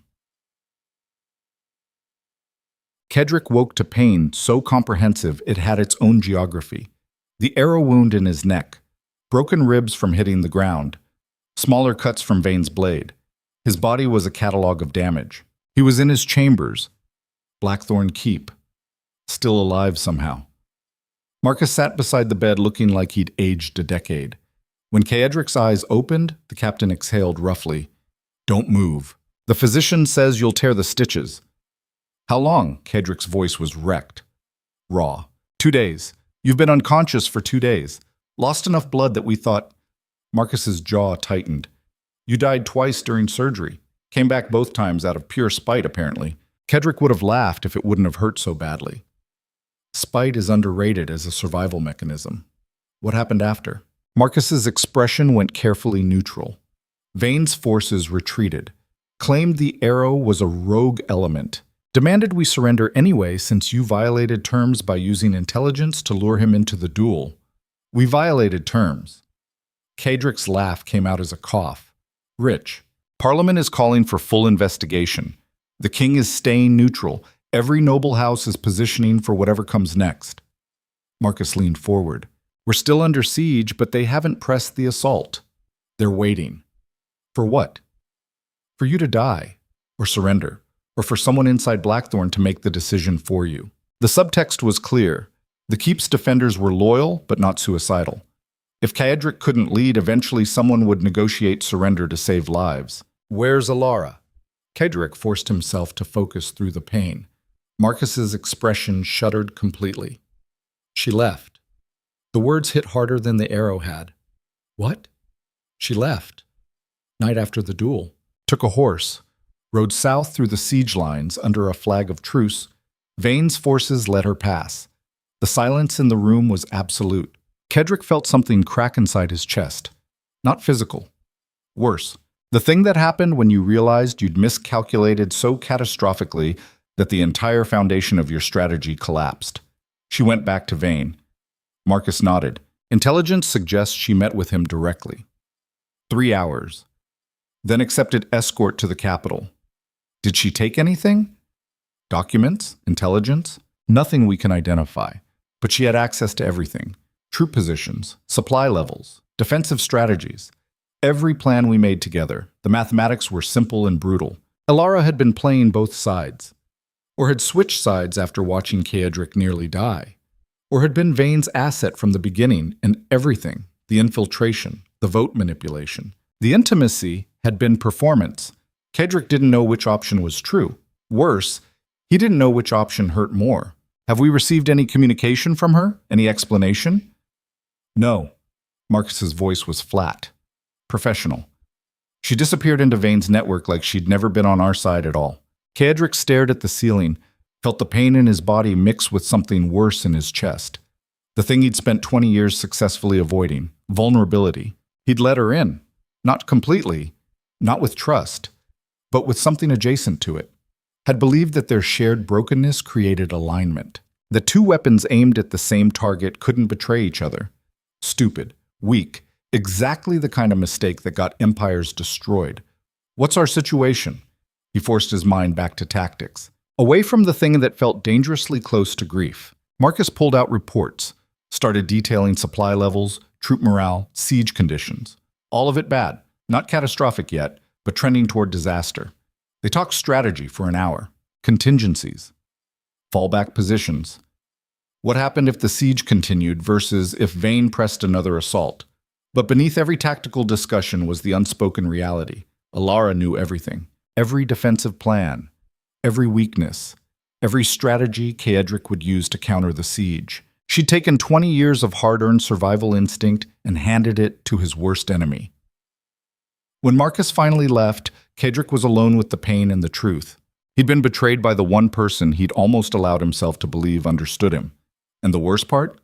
He couldn't even be surprised. Betrayal was the logical endpoint of a world where everyone was playing for survival. Elara had just played better. Or he'd played worse. Either way, the outcome was the same. 3 days later, Kaedric forced himself out of bed. Against the physician's screaming objections. Against Marcus's better judgment. Against the reality of a body that wasn't remotely healed. But staying in bed meant watching his empire collapse from a position of weakness. And weakness was the one thing he absolutely couldn't afford. The war room was packed when he entered. 20 officers, council members, nobles who'd thrown their lot in with Blackthorn. All of them looked up when the doors opened. The shock on their faces was visible. Kaedric knew what he looked like. Pale, gaunt, moving like every step cost something. But vertical, conscious, alive. He took his seat at the head of the table, didn't acknowledge the pain, didn't show weakness. Report, he said. The reports came rapid fire. Siege status, supply consumption, intelligence about Vane's forces. All of it worse than when he'd lost consciousness. But the real disaster came from Lord Brennan, one of the council's senior members. Your Grace, we've received communication from Parliament. They're offering terms, surrender terms. Yes. Brennan looked uncomfortable. You abdicate control of Blackthorn Keep, submit to Crown authority, stand trial for the assassination attempt on Lord Vane. The assassination attempt I didn't commit. The one they're claiming happened based on testimony from multiple witnesses.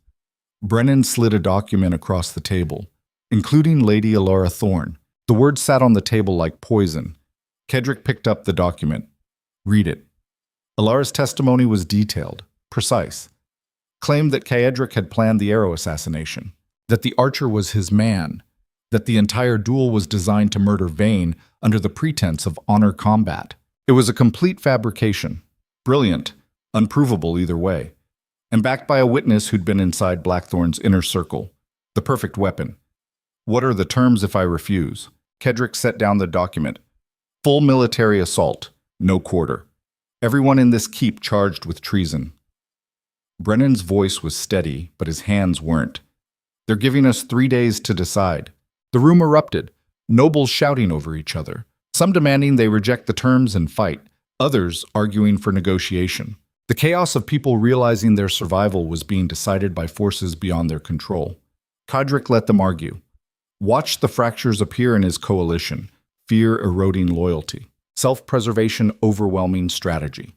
This was how empires fell, not through military defeat, through internal collapse, when people stopped believing victory was possible. Enough! His voice cut through the noise like a blade. Silence fell. We're not surrendering, we're not negotiating, and we're not sitting here waiting for Parliament to make our decisions for us. Kodrick stood slowly, painfully. We're going to war. Your Grace, one of the younger nobles ventured, with respect, we can't win a war against the entire kingdom. We're not fighting the entire kingdom. We're fighting Malachar Vane and the coalition he's assembled. And coalitions fracture when the cost exceeds the benefit.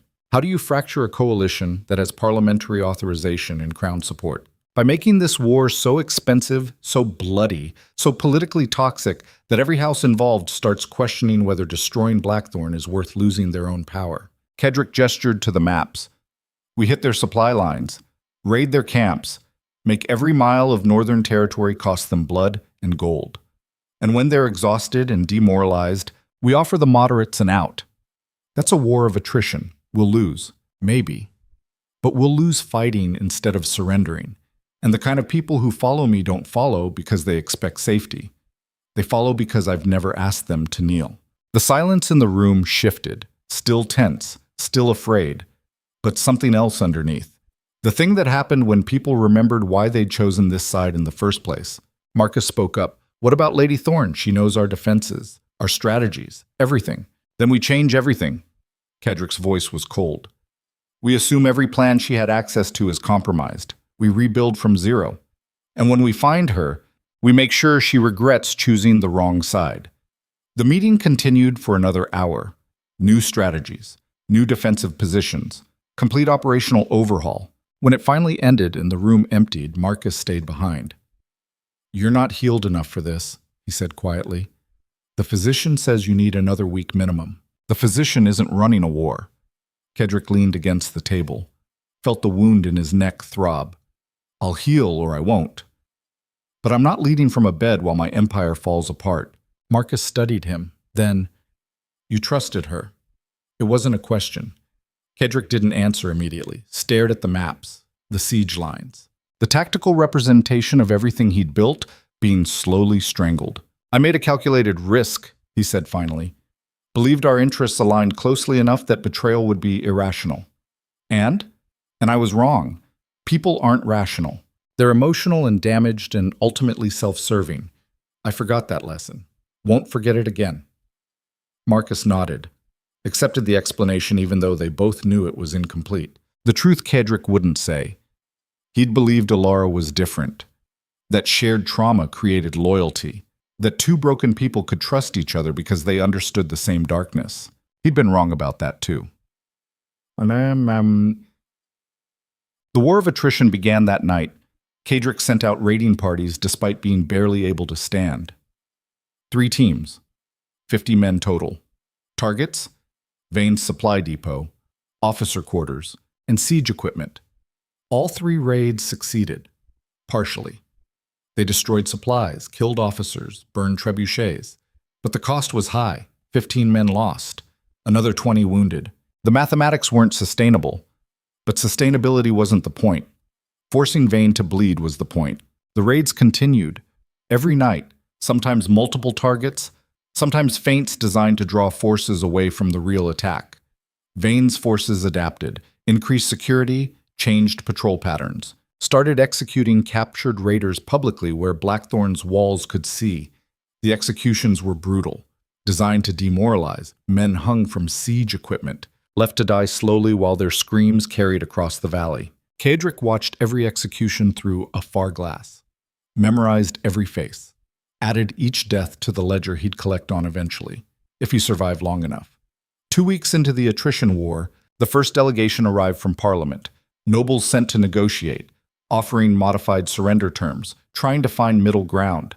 Kodrick received them in the throne room, made them wait 3 hours before appearing, sat on black stone that had held Ravencrofts for 5 centuries, and listened to their offers with an expression that gave away nothing.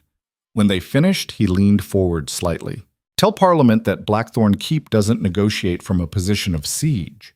We negotiate from a position of strength. And right now, the only strength I'm interested in demonstrating is how many of Vane's soldiers I can kill before you finally commit enough forces to overwhelm us. Your Grace, one of the delegates tried. Surely there's a compromise. Compromise is what weak men call surrender in installments. Cedric stood. I'm not weak. I'm not surrendering. And the next delegation that arrives will be sent back in pieces as a reminder that some empires don't fall quietly. The delegates fled, terrified, exactly as intended. Marcus found him afterward in the war room staring at casualty reports. You're making this worse, the captain said. They were offering actual terms. A way out that doesn't end with everyone dead. A way out that ends with me in a cell awaiting execution and Blackthorn absorbed into Crown territory. Cedric didn't look up from the reports. That's not survival. That's just dying slowly with paperwork.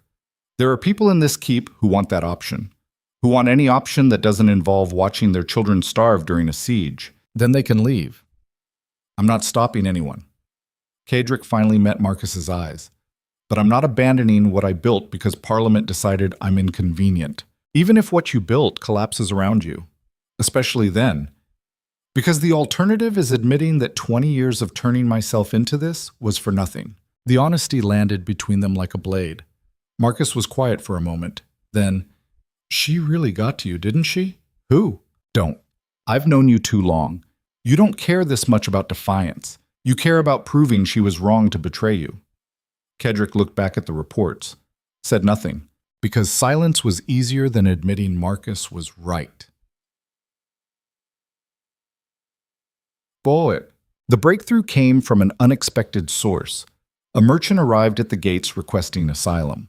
One of the men who'd been running intelligence between Blackthorn and the capital. He was bleeding, terrified, barely coherent.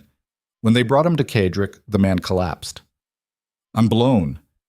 Vane's people identified me, killed my family. I barely escaped. Cedric gestured for the physician. After they'd stabilized him. What do you have? Information. The merchant's voice was weak. About Lady Thorne. Cedric's expression didn't change, but something in his chest tightened. Speak. She's not with Vane. Not really. She's playing him the same way she played you. Explain. The merchant coughed, blood on his lips. She went back to his organization, gave testimony against you, but she's been feeding me intelligence through back channels. Detailed information about Vane's operation. Weaknesses, internal conflicts, everything. Cedric felt the world shift slightly. Why? Because she's setting up the kill. The merchant tried to sit up, failed. She's getting close enough to destroy him from inside. And she needed you to believe she'd betrayed you so Vane would believe it too. The strategy was insane. Brilliant. Exactly the kind of thing Alara would attempt. But it also required trust that Cedric wouldn't execute her on sight when this ended. Required believing he'd understand the play without communication. Dangerous assumptions. What intelligence did she send? Cedric kept his voice neutral. The merchant pulled out papers hidden in his clothes, names, dates, plans. Vane's entire operational structure laid out in Alara's precise handwriting. Also a separate note, sealed, addressed to Cedric. He took it, broke the seal, read. The message was brief. I know you think I betrayed you. Let you think it. Vane needed to believe it was real, so did everyone watching. This is the only way to get close enough to end him. Trust the pattern, not the performance. When I strike, be ready to move. We finish this together or we both die trying. No signature, no unnecessary words. Just strategy wrapped in the assumption that Cedric would recognize her thinking. He read it 3 times, then burned it. Marcus was watching. What did it say? That I misjudged the game board. Cedric looked at the intelligence documents. How long has she been feeding you information? 2 weeks. Since 3 days after she left. The merchant coughed again. She said to wait until you were recovered enough to act on it. Said timing was everything. The pieces realigned in Cedric's mind. The testimony against him had been cover. The defection had been infiltration. The betrayal had been strategy. Alara hadn't abandoned him. She'd gone deeper. risked everything on the belief that Kaedric would eventually figure out the play, that their shared understanding of how this world worked would be enough to bridge the silence. It was the stupidest, most dangerous, most brilliant thing anyone had ever done for him, and he had no idea if he could trust it. Marcus saw the calculation on his face. You believe this? I don't know. Kaedric studied the intelligence. Could be legitimate. Could be a trap designed to make us commit forces based on false information. Only one way to find out. Yes, we test it. Use the intelligence to plan a strike. If it's accurate, we hurt Vayne badly. If it's false, we lose the forces we commit and confirm Alara actually betrayed us. And if it's accurate, if she's really still on our side, then we have a weapon inside Vayne's organization that he doesn't know is armed. And when she strikes, we make sure we're in position to turn her assassination into a rout. Marcus nodded slowly. I'll start planning the operation. He left. Kaedric sat alone with intelligence that was either salvation or damnation. The gamble was absolute. Trust the information and potentially walk into a trap. Ignore it and potentially waste the best opportunity he'd have to strike Vayne. Every instinct he'd developed over 20 years screamed not to trust it. Trust was the weapon that killed you. Betrayal was inevitable. People were fundamentally self-serving. But Alara had proven she understood those same rules, had weaponized them better than anyone he'd ever met. And if she was actually playing the long game, actually still committed to destroying Vayne, then she'd positioned herself perfectly. The question was whether Kaedric was willing to bet his empire on it. He stared at the intelligence documents until the words blurred, then made a decision that violated every survival instinct he'd spent 2 decades perfecting. He'd trust her. One more time. One final gamble.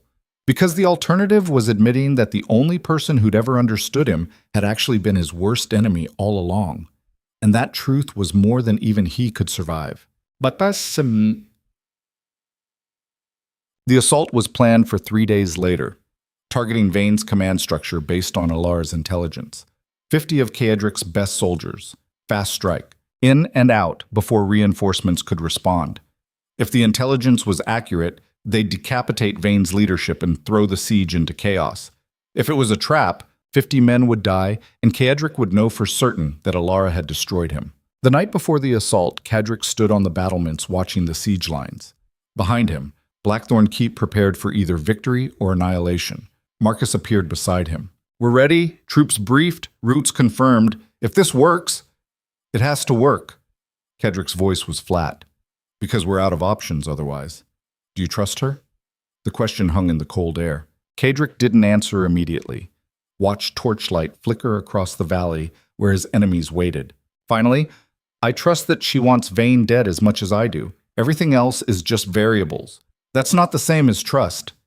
No, but it's the best I can do. They stood in silence. 2 men who'd survived by never trusting anyone completely. Now gambling everything on whether one broken woman was playing the game they hoped she was playing. In the valley below, Vayne's forces settled into another night of siege. Confident, comfortable, believing they'd already won. In 12 hours, they'd learn otherwise. Or Kaedric would learn that trust was the final lesson in why monsters shouldn't pretend to be human.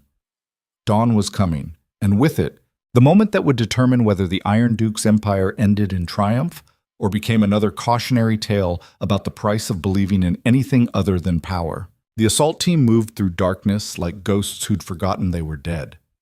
50 men, handpicked, veterans who understood that survival meant being quieter than your enemy's heartbeat and faster than their fear. Kaedric led from the front despite the wound in his neck that still bled when he moved wrong, despite Marcus's protests. Despite the physician's warnings that physical exertion could tear stitches and finish what Vayne's archer had started, none of that mattered.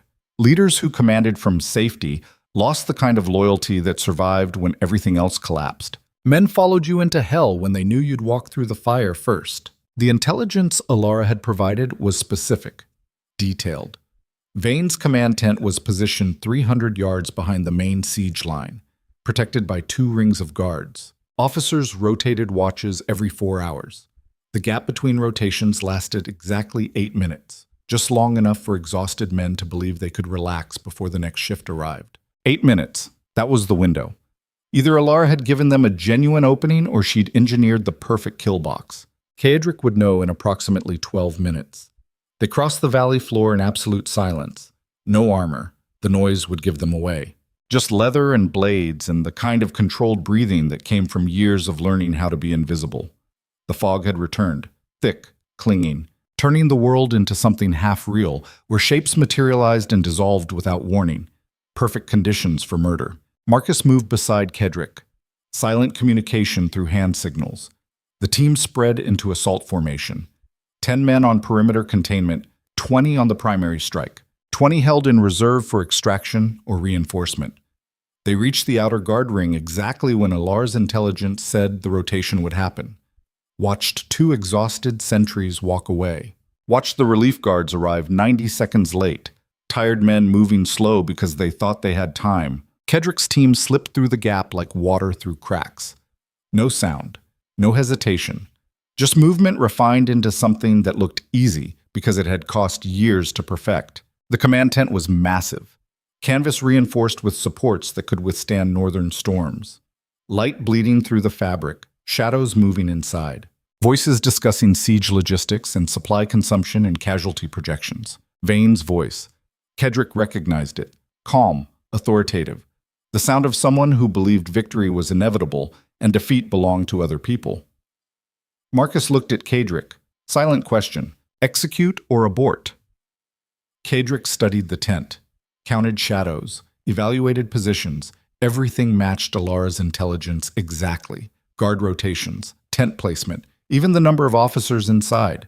Too perfect, or perfectly accurate because Alara had actually infiltrated deep enough to know every detail. The gamble was absolute, trust and live. Doubt and waste the only opportunity that mattered. Kaedric made the decision people like him always made. Forward was the only direction that didn't feel like surrender. He signaled, execute. The assault happened in silence that felt louder than screaming. Kaedric's team hit the tent from 3 sides simultaneously. Blades finding targets before men could shout warnings. Officers dying with surprised expressions because they'd believed themselves safe behind siege lines and guard rotations. Vane was in the center of the tent standing over maps when Kaedric entered. He looked up, face cycling through confusion to recognition to something that might have been respect. Duke Ravencroft. His hand moved toward a weapon on the table. You're either very brave or very stupid. Kaedric closed the distance. Blade already drawn. Both. The edge of survival is where those two things meet. Vane's fingers closed around a dagger. He was fast, trained, the kind of fighter who'd studied technique with expensive masters. But Kaedric had learned violence in wars, where pretty technique got you killed, and brutal efficiency kept you breathing. Their blades met, clashed. Vane was good enough to survive the first exchange, smart enough to realize he wouldn't survive the second. You can't win this. Vane circled, breathing controlled. Even if you kill me tonight, my organization continues. The siege continues. Parliament's authorization doesn't expire just because I die. Your organization is built on leverage and blackmail. Kaedric matched his movement. That collapses the moment the architect dies. People stay loyal when they're afraid. Take away the source of fear and they scatter. You think you're the better monster? I know I'm the more committed one. Kaedric struck. Not elegant, just fast and brutal and aimed at center mass. Vane blocked. Barely. The impact drove him backward into the map table. Behind them, the tent was chaos. Kaedric's men systematically eliminating every officer. The sounds were ugly, wet. The kind of violence that didn't belong in civilized discourse but defined how power actually transferred. Vane's eyes went to his dying command staff, then back to Kaedric. You won't make it out. My guards will... Your guards are being handled. Kaedric advanced. This tent is isolated, contained. By the time anyone realizes what's happening, everyone inside will be dead and will be gone. Impossible. You don't have enough men. I don't need enough men. I need the right men. An anger sufficient to make them unstoppable. Vane lashed out, desperation making him fast. The dagger found Kaedric's side, cut through leather and skin. Pain bloomed hot and immediate. Kaedric didn't slow, just adjusted trajectory and drove his blade through Vane's sword arm. Bone cracked. The dagger fell. Vane collapsed against the table, face white, breathing ragged. This doesn't change anything. Kill me and you're still besieged, still facing parliamentary prosecution, still dying slowly in that fortress. Maybe. Kadric grabbed Vane's hair, forced him to meet his eyes. But you'll be dead. And sometimes revenge matters more than survival. He raised his blade for the killing strike. Stop! The voice came from the tent entrance. Female. Familiar. Carrying authority that made everyone freeze. Alara stood silhouetted against the fog. She'd changed since Kadric last saw her. Harder, sharper, like someone who'd spent weeks embedded in enemy territory and emerged as something more dangerous than when she'd entered. She walked into the tent, ignored the corpses, ignored Kadric's men. Her eyes locked on Vane. He's mine! Her voice was ice-wrapped in certainty. You can kill his officers, burn his operation, destroy everything he built. But the killing strike belongs to me. Kadric held Vane's hair, blade positioned at his throat. Studied Alara, evaluating. You left. No accusation, just fact, testified against me. Made Parliament believe I tried to assassinate him, because he needed to believe I'd actually betrayed you. Alara moved closer. Needed to trust me enough to bring me deep into his organization, give me access to everything. And the intelligence you sent? Real. All of it. Alara gestured at the dead officers. You just proved that by walking in here exactly like I told you to. Vane was watching their exchange, bleeding, calculating, his eyes moving between them like someone recognizing a pattern. You played both of us, he said, voice tight with pain. Made me think you'd betrayed him. Made him think you'd betrayed me. Positioned yourself perfectly in the middle. Alara smiled.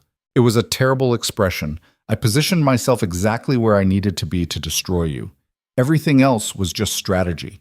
She drew a blade from her belt, walked to where Kadric held Vane pinned against the table. Let me do this. Her eyes met Kadric's. Please. The word was significant. Alara didn't beg, didn't ask for favors. But this mattered in ways that transcended strategy. Kadric released Vane's hair, stepped back, gave her space. Alara stood over the man who'd orchestrated her family's execution, the architect of their destruction, the monster who'd believed himself untouchable because power protected him from consequences. You killed my father. Her voice was steady. Murdered my brothers. Destroyed my house for copper mines and political leverage. Business. Vane tried for defiance despite the fear in his eyes. Nothing personal. Everything is personal when you make it about survival. Alara pressed the blade against his throat. You taught me that. Taught me that the world respects violence more than virtue. That power is the only language anyone actually speaks. Then you learned well. Yes. Her blade drew blood, a thin line across his throat. I learned that monsters who hide behind civilization are still just monsters, and monsters can be killed like anything else. She drove the blade home. Clean. Efficient. The way someone kills when they've imagined it so many times that the reality is just executing practiced motion. Vane died making a sound somewhere between surprise and resignation. The man who'd controlled half the kingdom's corruption network. Gone. Reduced to just another corpse on a tent floor. Alara stepped back, breathing hard, not from exertion, from the thing that happens when you finally accomplish the purpose that's kept you alive through everything else. It's done. She looked at Kadric. He's dead. The network will collapse. The siege loses its architect. And Parliament? Still has authorization, still has armies, still wants me destroyed. Then we give them a reason to reconsider.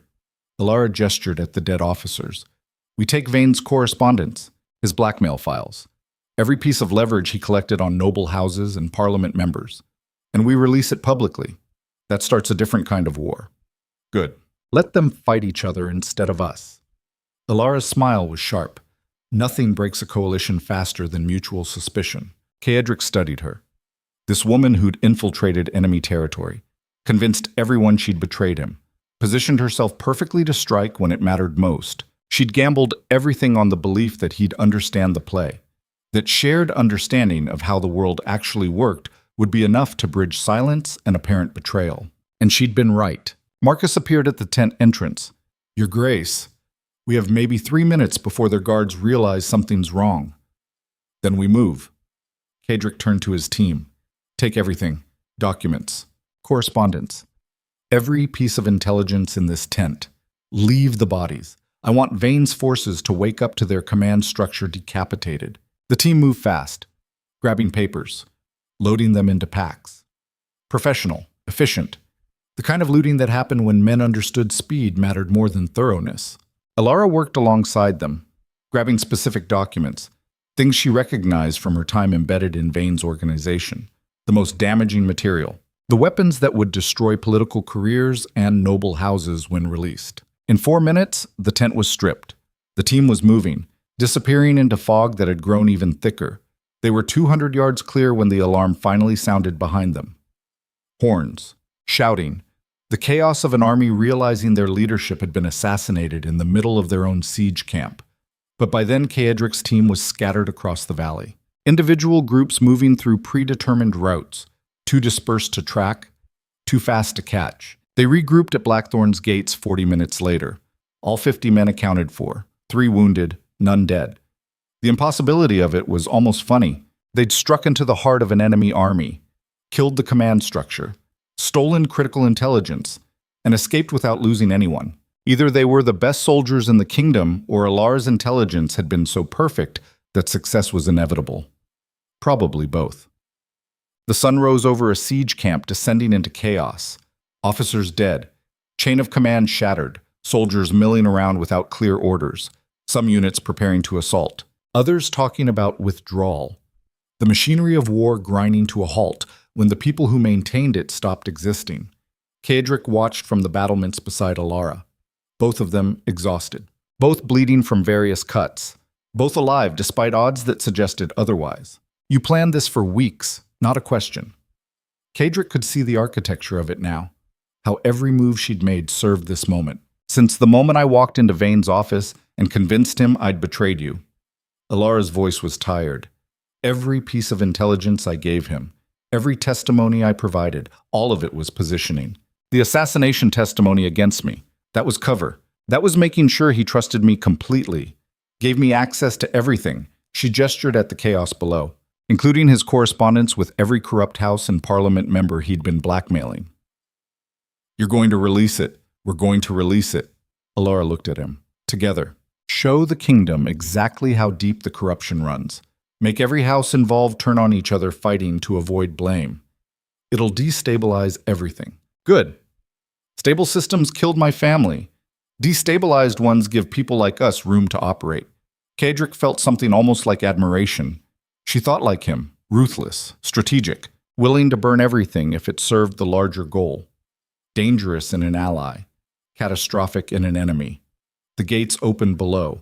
A messenger riding hard from the siege lines. He was allowed through, brought directly to the throne room where Kaedric received him with Alara and Marcus present. The messenger was young, terrified, wearing the colors of one of Vane's subordinate commanders. Message from General Corvin. He swallowed hard. Vane's second. He's assumed command of the siege forces. Demands to know what happened to Lord Vane. Lord Vane is dead. Kaedric's voice was flat. Killed during a raid on his command tent, along with his entire senior staff. The messenger went white. That's an act of war. We're already at war. Kaedric leaned forward slightly. What does Corvin want? Negotiations. Terms for ending the siege, withdrawal in exchange for... The messenger struggled for words. For not releasing whatever intelligence you stole from Lord Vane's tent.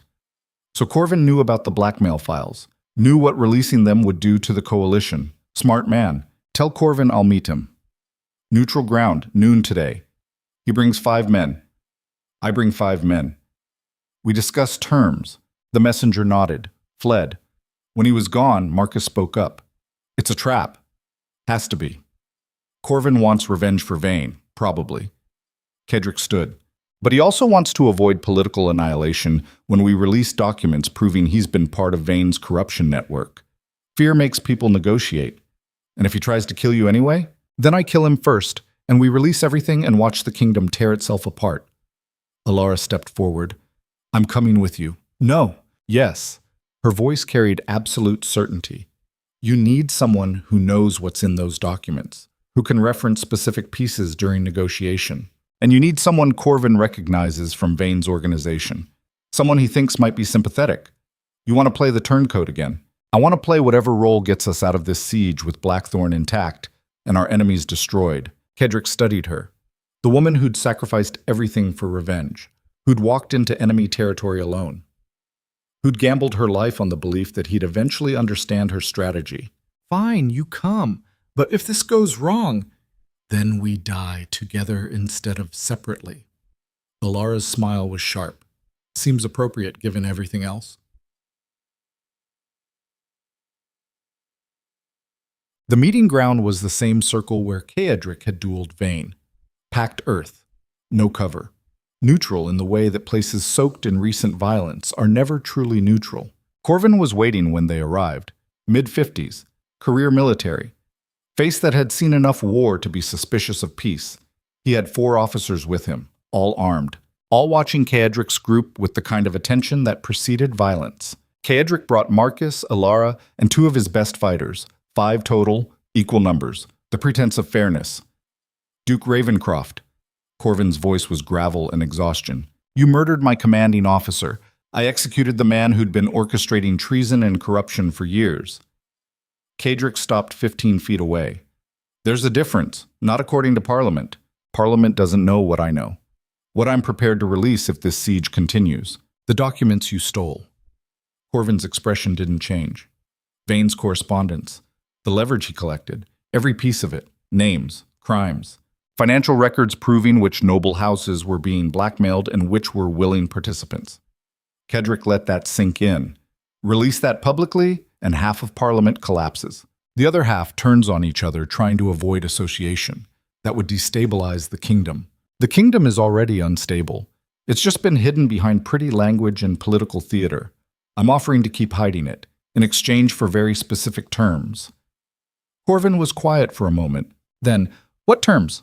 The siege ends. Immediately. Your forces withdraw. Parliament's authorization is revoked under the justification that Vayne fabricated evidence and manipulated the process. Kedrick's voice was steady. In exchange, the documents stay sealed. Your coalition avoids public destruction. And you? I keep Blackthorn, keep control of the Northern Territories. And we all pretend this was a misunderstanding rather than a war. You're asking for complete capitulation. I'm offering survival. Kedrick stepped closer. Your coalition is held together by fear of Vayne and promise of reward. Vayne is dead. The reward is compromised. Without those, what do you have? Just individual houses trying to avoid being the one who gets blamed when everything collapses. Corvin looked at his officers, then at Alara. You're Lady Thorn. You testified against Ravencroft before Parliament. I lied? Alara's voice was calm. Under Vayne's direction. The assassination attempt was his operation, not Blackthorn's. Why should I believe you? Because I can prove it. She pulled a document from her jacket. Correspondence between Vayne and the archer he hired. Dates, payments, orders.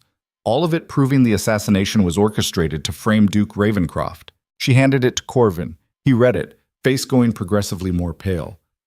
If this is real, it's real. And it's one of 50 documents proving Vayne manipulated everyone. Parliament, the king, you. Alara's voice was ice. The question is whether you want to be remembered as the general who was manipulated or the general who ended an unjust siege. Corvin looked at Keedric. You planned this. All of it. The raid. The assassination. This negotiation. I planned to survive. Everything else was improvisation. The silence stretched. Officers on both sides tense. Hands near weapons. The moment balanced on the edge of violence or resolution. Finally, Corvin spoke. I need guarantees. Proof that if I end this siege, those documents stay sealed. You have my word. Corvin laughed. It was bitter. The word of the Iron Duke. Forgive me if that's insufficient. Then what would be sufficient? A hostage. Someone valuable enough that releasing those documents would cost you more than the satisfaction. Corvin's eyes went to Alara. Her. She stays with my forces while we negotiate with Parliament. Insurance that you honor the terms. No. Kedrick's response was immediate. Automatic. Alara touched his arm. It's fine. It's not fine. They could kill you. Use you as leverage. They could. Her voice was steady. But they won't. Because Corvin is smart enough to know that killing me guarantees document release and his complete destruction. I'm more valuable alive. Kedrick looked at her. saw certainty in her eyes. The same certainty that had walked her into Vane's organization alone, that had convinced her to gamble everything on a strategy built on apparent betrayal. She was right. The logic was sound. Corvin needed insurance. Alara was the only asset that mattered enough. But logic didn't change the fact that letting her go felt like surrender. "How long?" he asked Corvin. "1 week. That's how long it takes to coordinate parliamentary withdrawal and revoke authorization. She stays with my forces, treated well, released when terms are finalized. And if Parliament refuses the terms, then we have a different conversation. But I suspect they'll accept. Nobody wants those documents public." Kaedric looked at Alara again. She nodded. Silent communication. Trust built on weeks of parallel strategy and shared understanding of how survival actually worked. "Fine. 1 week. She stays with you. Harm her and every document gets released to every news sheet in the kingdom. Understood." Alara stepped forward, walked toward Corvin's group without hesitation, without looking back. Kaedric watched her go, felt something crack in his chest. The thing that happened when you let yourself care about someone, and they walked into danger because strategy required it. She reached Corvin's officers. They surrounded her, polite but clearly guarding. She looked back once, met Kaedric's eyes across the distance. 1 week, she mouthed. Then they were moving, taking her back toward the siege lines, taking the only person who understood him into enemy hands as insurance against his own ruthlessness. Marcus stood beside Kaedric. "We're trusting a lot to a general we just threatened. We're trusting that self-preservation is stronger than loyalty to a dead man." Kaedric turned away from the sight of Alara disappearing into the siege camp, and that 1 week is enough time to ensure compliance. What happens if it's not? Then we burn everything and see who survives the fire. The week that followed was agony disguised as diplomacy. Messages back and forth between Blackthorn and Parliament, negotiations about terms, debates about how to frame the siege's end without admitting that Vane had manipulated everyone. Kaedric orchestrated it all while wounded and exhausted and trying not to think about Alara being held by forces that had every reason to want her dead. The documents were leverage. Real leverage. When sample pages were released to select Parliament members as proof, 3 houses immediately sued for peace. 2 more withdrew their military support. The coalition fractured exactly as predicted. By day 5, Parliament had drafted terms. Formal revocation of the siege authorization. Acknowledgement that evidence against Duke Ravencroft had been compromised. Return of Blackthorn's full territorial control. Everything Kaedric had demanded. On day 6, Corvin sent confirmation. Terms accepted. Withdrawal beginning at dawn. Lady Thorne would be released upon completion of troop movement. On day 7, Kaedric watched from the battlements as 5,000 soldiers broke camp and began the long march south. Siege equipment abandoned, supply depots emptied. The entire machinery of war dismantled because the cost of continuing exceeded the potential reward. He'd won, against Parliament, against Vane, against odds that should have crushed him. But victory felt hollow watching the siege lines empty, without Alara visible among them. Marcus found him still on the battlements at sunset. "She'll be released tomorrow." Corvin gave his word. Words are cheap. His survival isn't. Corvin knows that releasing her is the only thing keeping those documents sealed. He's not stupid enough to violate terms when compliance guarantees his safety. Logic. Cold. Accurate. Everything Kaedric had built his empire on. So why did it feel insufficient? The next morning, a rider approached Blackthorn's gates under a white flag. Behind him, a wagon, covered, moving slow. Kaedric met them at the gate personally, ignored Marcus's protests about security, ignored everything except the need to know. The rider dismounted, handed over a sealed letter. From General Corvin. Terms fulfilled. Siege ended. Lady Thorne returned as agreed. He gestured to the wagon. The driver pulled back the covering. Alara sat inside, alive, unharmed, looking tired but intact.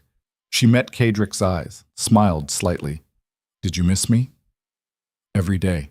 The honesty came without thought, without filter. She climbed down from the wagon, walked toward him with the same certainty she'd walked toward Corvin a week ago, stood directly in front of him. "It's over. The siege. The war.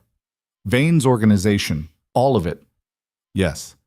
"So what happens now?" Kaedric looked at her. This woman who'd sacrificed everything for revenge, who'd walked through fire because survival mattered less than purpose, who'd understood him better than anyone ever had because she was exactly like him. Now we rebuild.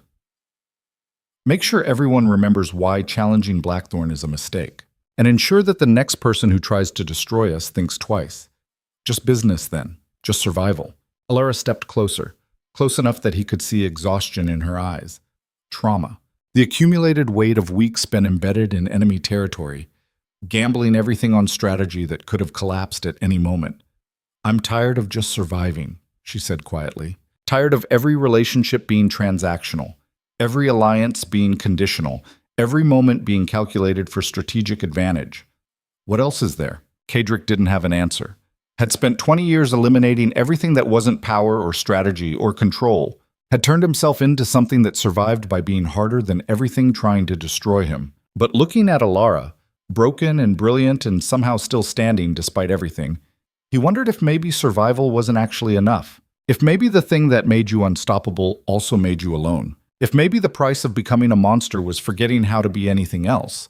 The thought was dangerous. Weakness disguised as philosophy. He pushed it aside, focused on what mattered. Come inside. You need rest, medical attention, time to recover. And after that we make sure this empire becomes permanent, that Blackthorn stands for generations, that everything we sacrificed actually meant something. Alara nodded, turned toward the keep, but she looked back once, expression unreadable. "Is that really enough for you? Empire without anything else?" Kadric didn't answer, couldn't answer, because the truth was complicated and terrifying and threatened everything he'd built his identity on. The truth was that he'd spent 20 years becoming the Iron Duke, the monster of Blackthorn, the tyrant who ruled through fear. And now the only person who understood him was asking if maybe being a monster wasn't actually a victory. If maybe he'd won the war but lost something more important in the process. The question hung between them like smoke. And for the first time in 2 decades, Kedrick Ravencroft had absolutely no idea what the answer was. Shag. Night fell over Blackthorn Keep, the fortress that had never fallen. The empire built on iron and winter and the certainty that mercy was weakness. Kadric stood in his chambers staring at maps that showed territory he controlled. Influence he'd accumulated. Power he'd seized through 2 decades of refusing to bend. Everything he'd wanted. Everything he'd sacrificed humanity to achieve, and somehow it felt insufficient. A knock at the door. He knew who it was before she entered. Alara stepped inside. She'd cleaned up, changed clothes, but the exhaustion remained. The weight of everything they'd survived together. "Couldn't sleep," she said. "Neither could I." She walked to the window, stood beside him, looking out at the northern territories stretching toward horizons neither of them could see. "We won," she said finally. "Destroyed Vane, ended the siege, kept Blackthorn intact. Everything we planned." "Yes." "Then why does it feel like we lost something?" "Because victory looks different than we expected." Kadric's voice was quiet. "We became what we needed to become to survive. And now we're stuck being those things, even when the threat is gone. Can we go back? Become something else?" "I don't know. I don't even know if there's anything left underneath to go back to." Alara turned to face him. "We could find out. Stop treating everything like a war. Stop calculating every interaction for strategic advantage. Just exist as something other than weapons." "That sounds like weakness." "Maybe. Or maybe strength is being able to choose vulnerability instead of having it forced on you." The philosophy was dangerous. Everything Kadric had learned said that vulnerability got you killed. That opening yourself to anyone created the leverage they'd use to destroy you. But he'd also learned that being alone at the top of an empire meant ruling over something that felt increasingly like ash. "I don't know how to do that," he admitted. "How to be anything other than this." "Neither do I." Alara's smile was broken. Honest. "But maybe we figure it out together. 2 monsters learning how to be human again, or failing spectacularly, or that." Kedric looked at her, really looked at her, saw someone as damaged and dangerous and brilliant as he was. Someone who'd walked through the same fire and emerged equally scarred. Someone who understood that the hardest battles weren't fought with swords, but with the choice between staying a monster or risking everything to become something better. Outside, the northern wind howled across black cliffs. The sea raged against stone that had stood for centuries. Blackthorn Keep held firm because it always held firm. But inside, two people who'd built empires on fear were considering whether maybe terror wasn't actually strength. Whether maybe the truest power was choosing to trust someone when every instinct screamed that trust was suicide. Whether maybe survival without connection was just another kind of death. The choice hung between them like a blade.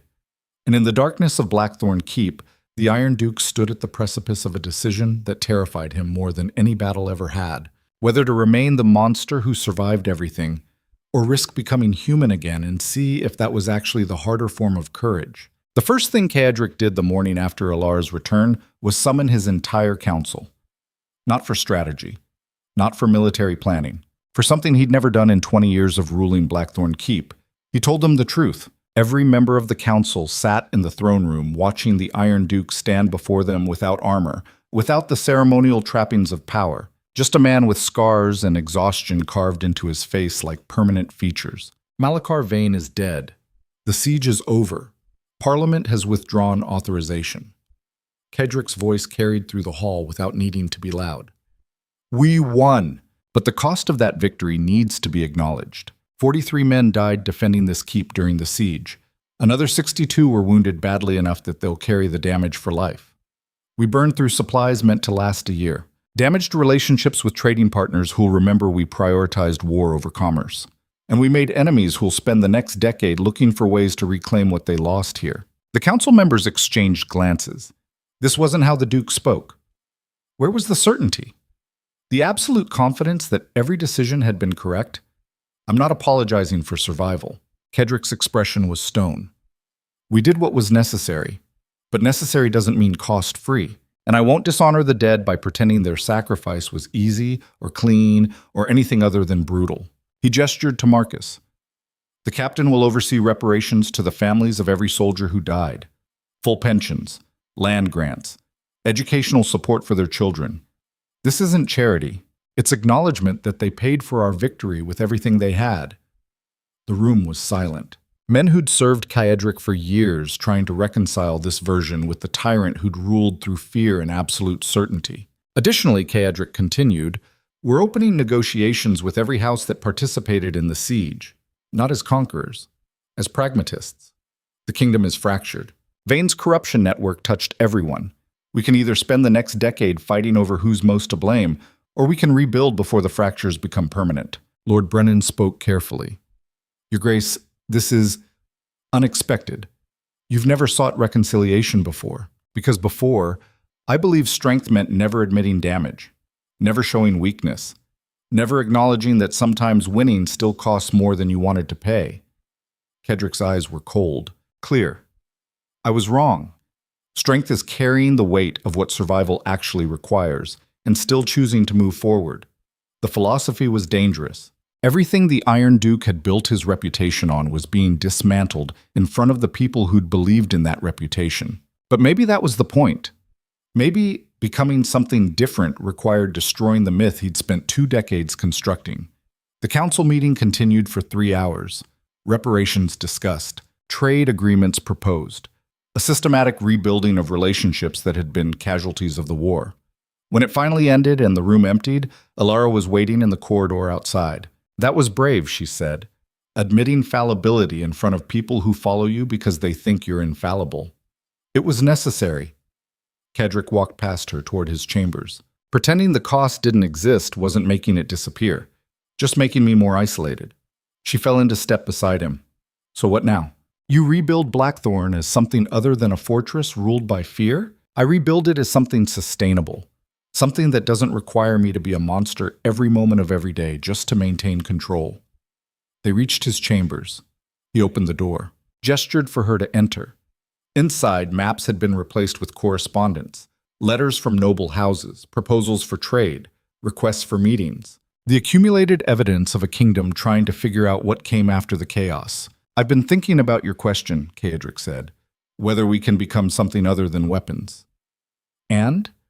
I don't know if we can erase what we became, but maybe we can choose what we do with it. Use the skills we developed for survival towards something that doesn't require constantly destroying things. That's remarkably optimistic coming from you. It's pragmatic. Kedrick picked up one of the letters. House Meridian wants to negotiate mining rights. House Castellan is proposing a marriage alliance between their youngest daughter and one of my distant cousins. House Verne wants to discuss mutual defense pacts. He set down the letter. The kingdom is reorganizing. We can either fight for scraps or position ourselves as the stable power that makes reorganization possible. You want to become the thing that holds the kingdom together. I want to become something other than the thing everyone fears will tear it apart. Alara studied him. This version of Kedrick was unfamiliar, still dangerous, still brilliant, but tempered by something that looked dangerously close to wisdom earned through actual suffering rather than inflicted on others. What do you need from me? She asked. The same thing you've always given. Honesty, strategy, the willingness to tell me when I'm wrong instead of just confirming what I want to hear. That's not a partnership, that's employment. No. Kedrick turned to face her fully. Employment is transactional. I pay, you perform. This is something else. This is two people who understand the same darkness choosing to build something in spite of it rather than because of it. And if we fail, then we fail having tried to become something better than what trauma made us. That's worth more than succeeding at being monsters forever. The philosophy was almost gentle. Coming from a man who'd spent 2 decades proving that gentleness was weakness, it felt revolutionary. Alara moved closer. Close enough to see the scars on his neck from the arrow wound. Close enough to recognize that he was as damaged and exhausted and uncertain as she was. I don't know how to do this, she admitted. How to exist as something other than a weapon aimed at targets. Neither do I. But maybe that's the point. Maybe learning how is the actual work. They stood in silence. 2 people who'd survived by being harder than everything trying to destroy them, now attempting the much harder task of figuring out if softness was actually another form of strength. Outside, Blackthorn Keep continued its routines. Guards walking patrols, servants managing households. The machinery of power continuing because institutions outlasted individual trauma. But inside Kedrick's chambers, something was shifting. The thing that happens when people stop performing roles and start existing as themselves. Damaged. Uncertain. Human in ways that couldn't be weaponized. It was terrifying and fragile, and somehow more real than anything either of them had experienced in years back. 3 months passed. Blackthorn transformed slowly from fortress under siege to center of regional stability. Trade routes reopened. Noble houses that had participated in the siege sent diplomats to negotiate peace. Parliament, weakened by internal fighting over Vane's corruption revelations, quietly accepted Blackthorn's autonomy in exchange for Kedrick not releasing more damaging documents. The empire rebuilt, not through fear, through necessity and mutual benefit, and the recognition that continued conflict served no one. Kedrick changed with it, still dangerous, still brilliant, but the edges had softened in ways that made him more effective rather than less. Nobles who'd feared him now respected him. Allies who'd been coerced now chose cooperation. The shift was subtle but comprehensive. Alara orchestrated much of it. Her experience infiltrating Vane's network had taught her how corruption actually functioned. She used that knowledge to build transparency into Blackthorn's operations, made contracts public, opened financial records to audit, eliminated the shadowy leverage that had made Vane's empire possible.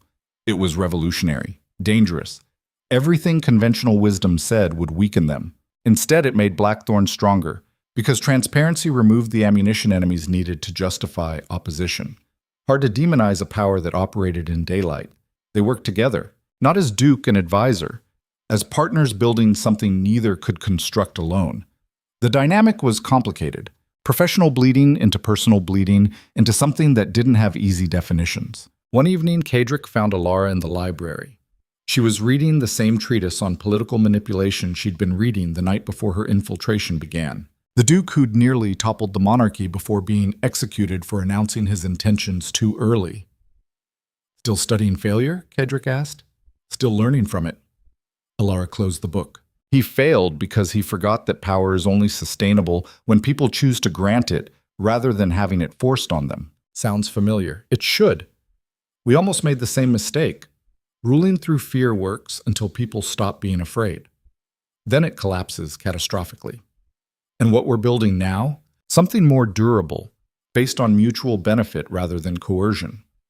Alara set down the book. It's slower, messier, but it doesn't require us to be monsters every moment just to maintain it. Kaedric sat across from her. The library was quiet, peaceful in ways Blackthorn had never been during the war. You ever regret it? The choices we made, the things we became to survive. Every day. Her honesty was immediate. I regret that my family's murder turned me into someone who could orchestrate assassinations without hesitation. I regret that survival required becoming as ruthless as the people who destroyed everything I loved. But I don't regret surviving. And I don't regret that the things I became allowed me to destroy the man who killed them. The cost was horrific, but the alternative was dying powerless and broken. She looked at him directly. Do you regret becoming the Iron Duke? Kaedric considered the question seriously. 20 years compressed into a moment of reflection. I regret that my brother's death convinced me humanity was weakness. That I spent 2 decades eliminating every soft edge until I was just efficient brutality wearing a title. But you don't regret the empire you built. No. Because that empire kept thousands of people alive through wars and famines and political chaos that would have destroyed them otherwise. The methods were brutal, but the outcome mattered. Can those two things coexist? Regret for what we became and pride in what we accomplished? They have to. Because the alternative is either denying the damage or denying the necessity. Both are lies. The philosophy was complicated, mature in ways that came only from actually surviving catastrophe rather than theorizing about it. Alara stood, walked to the window overlooking the valley where the siege had been, where thousands of soldiers had surrounded Blackthorn intending to destroy it. Now empty, peaceful, just land reverting to its natural state. What do you want, Kaedric? Really want. Not empire or power or control, just for yourself. The question was intimate, dangerous, the kind of thing that required actual vulnerability rather than performed emotion. Kaedric joined her at the window, stood close enough that their shoulders almost touched. I want to stop being afraid, he said quietly. Afraid that showing weakness will get me killed. Afraid that trusting anyone will give them the leverage to destroy me. Afraid that the moment I stop being the Iron Duke, everything I built collapses. And if you stopped being afraid, then maybe I could be something else. Someone who doesn't calculate every interaction for strategic advantage. Who can care about people without immediately weaponizing that care? That sounds exhausting. It does, but also maybe worth it. Alara turned to face him. They were close now, close enough that the space between them felt charged with all the things neither had said. I'm terrified of you, she admitted. Not because you're dangerous, because you understand me better than anyone ever has. And that understanding means you could hurt me in ways no one else could. I know, because I'm equally terrified of you. Then what do we do about it? We choose trust anyway, despite the fear, despite every lesson that says vulnerability is suicide. Kaedric's voice was steady, certain in ways that had nothing to do with strategy. Because the alternative is spending the rest of our lives alone at the top of empires that feel increasingly like tombs. That's a hell of a gamble. Everything worth having is.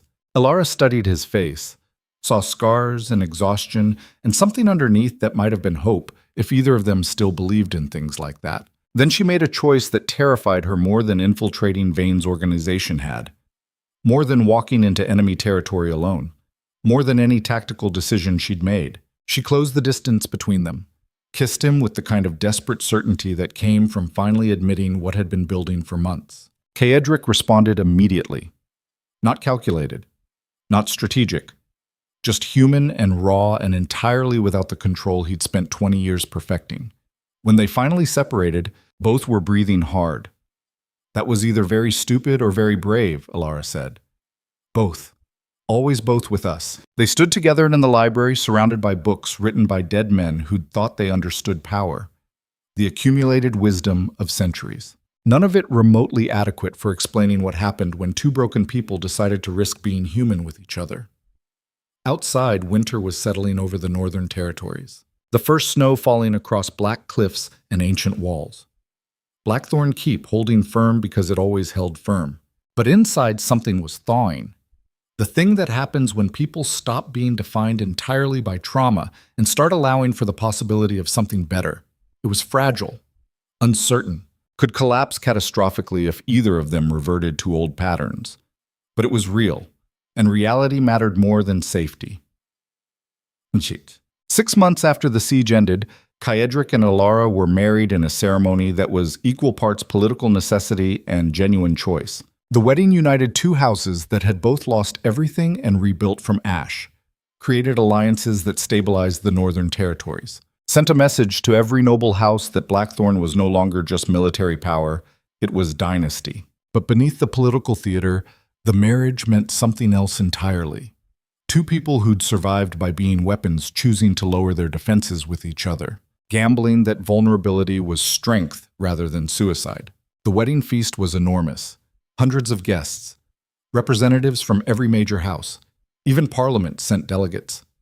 The capital's relationship with Blackthorn was still complicated, but functional, built on mutual recognition that cooperation beat continued conflict. Late in the evening, Caedric and Alara stood on the battlements overlooking the celebration below. Music drifted up from the great hall. Laughter. The sounds of people who'd survived catastrophe remembering how to celebrate life. Strange, isn't it? Alara's voice was quiet. 6 months ago, we were at war. Now we're hosting half the kingdom at our wedding. The world moves fast when people choose pragmatism over grudges. Is that what this is? Pragmatism? Caedric looked at her. His wife. The word still felt foreign, dangerous in ways that had nothing to do with strategy. Partially. The marriage stabilizes regional politics, creates alliances. Signals that Blackthorn is building toward legacy rather than just maintaining power. And the other part? The other part is that I'm tired of being alone. Tired of treating every relationship as transactional. Tired of the thing where I win everything and end up with nothing that actually matters. Heavy philosophy for a wedding night. All my philosophy is heavy. It's a character flaw. Alara smiled, leaned against the battlements beside him. I'm scared, she admitted. Not of you, of this. Of letting myself believe we can actually have something normal. We'll never be normal. Normal people don't orchestrate assassinations and topple corrupt networks. Then something sustainable. Something that doesn't require us to be at war constantly just to survive. Below them, fireworks erupted over the valley, brilliant colors against black sky, the celebration reaching its peak. Caedric watched the display, thought about the fact that 6 months ago this valley had been filled with enemy soldiers, death and siege and the constant calculation of how to survive one more day. Now it was celebration, life, the possibility of futures that weren't defined entirely by threat. The transformation was almost incomprehensible. You know what I learned, Caedric said, fighting the siege, watching people die for Blackthorn, nearly dying myself. What? That empires built on fear are fragile. They require constant reinforcement, constant violence, constant proof that the fear is justified. Eventually that becomes unsustainable. You burn out, or the people you're terrifying find someone scarier. And empires built on something else take longer, require more patience. But they last because people choose to maintain them rather than being forced to. That's remarkably optimistic. It's survival instinct. I'm not interested in building something that collapses the moment I'm not terrifying enough anymore. Alara turned to face him fully. So what are we building? Something that outlasts us. A Blackthorn that exists as regional stability rather than regional threat. That becomes the place people come to when they need honest dealing and transparent power. That's ambitious. Everything worth doing is. She kissed him then. Not strategic, not calculated. Just affection freely given because she chose to rather than because it served a larger purpose. When they separated, fireworks were still exploding overhead. Light and sound and celebration. Come on, Alara said. We should go back to the feast. People will notice if the Duke and Duchess disappear from their own wedding. Let them notice. Caedric pulled her closer. I spent 20 years being what everyone needed me to be. Tonight, I'm being what I want to be, which is someone who chooses his wife over political performance. The sentiment was almost unbearably genuine. Coming from a man who'd spent 2 decades eliminating sentiment as weakness, it felt revolutionary. They stood together on the battlements while the celebration continued below. Two people who'd survived catastrophe, who'd become monsters to ensure survival, who were now attempting the much harder task of becoming human again. The outcome was uncertain, fragile, could collapse if either reverted to old patterns or if external threat forced them back into roles they'd worked so hard to escape. But uncertainty was better than the alternative, better than spending the rest of their lives alone in empires built on fear. Better than winning everything and ending up with nothing that actually mattered. So they chose vulnerability, chose trust, chose the terrifying possibility that maybe being human with each other was the hardest form of courage. And in the darkness above Blackthorn Keep, the Iron Duke and his Duchess held each other while fireworks painted the sky. Two weapons learning how to be people. Two survivors learning that maybe the victory wasn't staying hard forever. Maybe the victory was having the strength to soften when it actually mattered. 5 years passed. Blackthorn transformed from fortress to political center. The northern territories stabilized. Trade flourished. Noble houses that had once feared Caedric now sought his counsel. Parliament, weakened by internal purges after Vane's corruption network collapsed, quietly accepted Blackthorn's autonomy. The empire Caedric had built through fear became something more sustainable, built on reputation for honest dealing, for transparency, for being the stable power in a region that had seen too much chaos. He and Alara ruled together. Partnership that was equal parts political and personal. They had disagreements, both were too strong-willed for perfect harmony. But disagreement built on respect was different from conflict built on competing agendas. Children came, 2 sons, a daughter. The next generation of Ravencroft, raised without the trauma that had defined their parents, taught strength without brutality, leadership without tyranny. Watching them grow was strange for Caedric. He'd spent so long believing that caring about people made you vulnerable, that love was weakness waiting to be exploited, that the only way to survive was eliminating every soft edge. But his children proved otherwise. They were strong because they'd been loved, confident because they'd been supported, capable because they'd been taught rather than broken. Everything he'd believed about strength was being challenged by watching them thrive. One evening, Caedric found his oldest son in the training yards, 12 years old, already showing promise with a blade, but also showing compassion that Caedric had eliminated in himself at that age. The boy was helping a younger trainee who'd fallen, showing him proper stance, offering encouragement instead of mockery. Caedric watched from the sidelines. Marcus stood beside him. "He's good," the captain observed. "Technically skilled, but he's soft. Too willing to help when he should be focused on winning. Maybe that's not softness. Maybe that's understanding that making allies is more valuable than humiliating opponents. That's a very different philosophy from how you were trained." "Yes. And look how I turned out." Caedric's voice was dry. A tyrant who spent 2 decades alienating everyone before finally learning that cooperation was more sustainable than coercion. "You did what was necessary to survive. I did what I thought was necessary." "There's a difference." Caedric watched his son demonstrate a parry. "And now I'm trying to make sure he doesn't have to learn the same lessons through the same catastrophic mistakes." Marcus was quiet for a moment. Then, "You've changed. Since the siege, since the wedding, you're not the Iron Duke anymore." "No, I'm just Caedric Ravencroft trying to build something that lasts longer than my ability to terrify people into submission." That's remarkably humble. It's pragmatic. Fear-based empires collapse. Legacy-based ones endure. The training session ended. Caedric's son approached, bowed with the formal respect that protocol required, but also smiled with the genuine affection that protocol couldn't mandate. "Father, did you see? I've been working on the counter-riposte you showed me. I saw. Your form is excellent, but you spent too much time helping instead of practicing."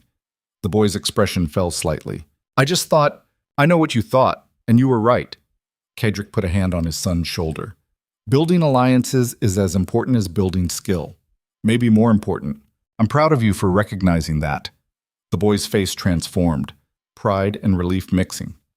"Really? Really? Now go clean up. Your mother wants the family together for dinner." As his son ran off, Marcus chuckled. "You're getting soft in your old age. I'm getting wise. There's a difference." They walked back toward the keep together. The sun was setting over the northern territories, casting everything in golden shadow. Blackthorn rising from the cliffs like it had for 5 centuries. Like it would for 5 more if Caedric succeeded in his goal.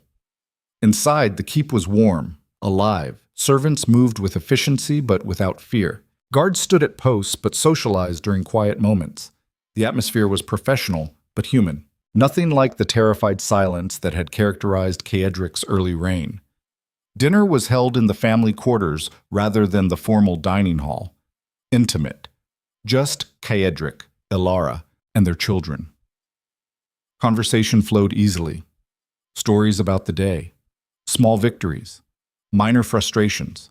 The ordinary texture of life that wasn't defined by constant crisis. Kaedric listened more than he spoke, watched his family interact, saw Ilara guide their daughter through a complicated issue with a friend, watched his younger son negotiate with his brother over sharing a toy.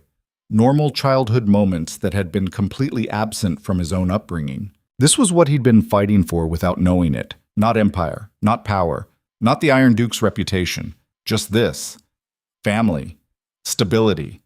The possibility of futures that weren't defined by trauma. After dinner, after the children were asleep, Kaedric and Ilara stood on the balcony outside their chambers. The same view that had watched over sieges and wars and catastrophe. Now, watching over peace. "Do you ever miss it?" Ilara asked. The certainty of being the Iron Duke. Of knowing exactly who you were and what you were willing to do. Every day. Kaedric's honesty was immediate. That version of me was simpler, clearer. No ambiguity, no second-guessing, just survival through superior violence. But that version of me was also alone. Isolated at the top of an empire built on fear. Winning every confrontation and ending up with nothing that actually mattered. And this version is harder, more complicated, requires actually caring about people in ways that create vulnerability. Ilara leaned against the railing, but also more sustainable, more real, more like something I can actually live with long term. They stood in comfortable silence. 5 years of partnership had taught them that silence didn't need to be filled, that presence mattered more than constant conversation. Below them, Blackthorn Keep continued its evening routines. Lights in windows, guards changing shifts, the machinery of power operating smoothly because the foundation was stable rather than coercive. "I'm grateful," Kaedric said finally. "For you. For this. For the fact that you gambled everything on the belief that I could become something other than a monster. We both gambled." Ilara's voice was soft. "And we both won. Not perfectly. Not without cost. But we survived. Together. That's worth more than empire. Is it enough? Everything we gave up to get here? Yes. Because the alternative was dying as the people trauma made us rather than living as the people we chose to become. The philosophy was hard-earned, built on catastrophe and survival and the slow work of rebuilding humanity from ruins." Kaedric pulled her close, held her with the kind of certainty that had nothing to do with strategy and everything to do with choice freely made. "Thank you," he said quietly, "for not giving up on me when I'd given up on myself. Thank you for being worth not giving up on." They stood together on the balcony overlooking the empire they'd built. Not through fear, not through coercion, through the harder work of being human with each other, of choosing vulnerability, of believing that maybe strength wasn't staying hard forever, but knowing when to soften. The northern wind carried the scent of winter approaching. Snow would fall soon, the cycle continuing as it always had. But inside Blackthorn Keep, something had changed permanently. The fortress that had never fallen had become something more than military power, had become home. Legacy. The possibility of futures that weren't defined by constant warfare. And at the center of it all, two people who'd survived catastrophe, who'd become monsters to ensure survival, who'd learned the hardest lesson of all, that the truest courage wasn't refusing to be broken. It was allowing yourself to be broken and choosing to rebuild as something better. The Iron Duke was dead. Kaedric Ravencroft remained. Husband, father, leader of an empire built on something more durable than fear. And for the first time in 25 years, when he looked at what he'd built, he felt something other than emptiness. He felt peace. 20 years later, Kaedric stood in the Great Hall of Blackthorn Keep, surrounded by representatives from every major house in the kingdom. His hair was silver now, face carved with lines that came from 6 decades of life, body still strong but bearing the weight of years. He was abdicating, passing control of Blackthorn to his eldest son, the formal ceremony of power transfer that marked the end of one era and beginning of another. The hall was packed, his children grown, grandchildren playing in the corridors outside, the accumulated evidence of legacy that extended beyond military power. Ilara stood beside him, also aged, also bearing the marks of time, but still sharp, still brilliant, still the person who understood him better than anyone. His son knelt before him, ready to receive the Ravencroft signet ring, to take responsibility for everything Caedric had built. Duke Caedric Ravencroft. The kingdom's chancellor spoke formally. Do you willingly transfer authority over the northern territories to your designated heir? I do. Caedric's voice carried through the hall without needing to be loud. Not because power is a burden I can no longer carry, but because legacy means building something that survives you. My son is ready. Blackthorn is ready. And I'm ready to trust that what we built together will endure without me forcing it to. He removed the signet ring, the symbol of Ravencroft authority worn by dukes for 500 years, placed it on his son's hand. Rule with strength. But remember that true strength is knowing when to be gentle. Build alliances. Honor agreements. Treat people as partners rather than subjects. The empire we built is durable because it's based on choice rather than coercion. Maintain that, and Blackthorn will stand for another 5 centuries.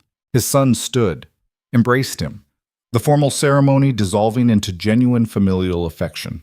The hall erupted in applause, celebration of transition, recognition that power could transfer peacefully when foundations were stable. Later, after the ceremony ended and guests began departing, Caedric and Alara walked through Blackthorn Keep one final time as Duke and Duchess. Tomorrow they'd be something else, retired nobility, advisors if their children asked, but no longer the center of power. Strange, isn't it? Alara's voice echoed through corridors they'd walked for decades, spending 40 years building this, now walking away. Not walking away, trusting it to continue without us. Caedric stopped at a window overlooking the valley.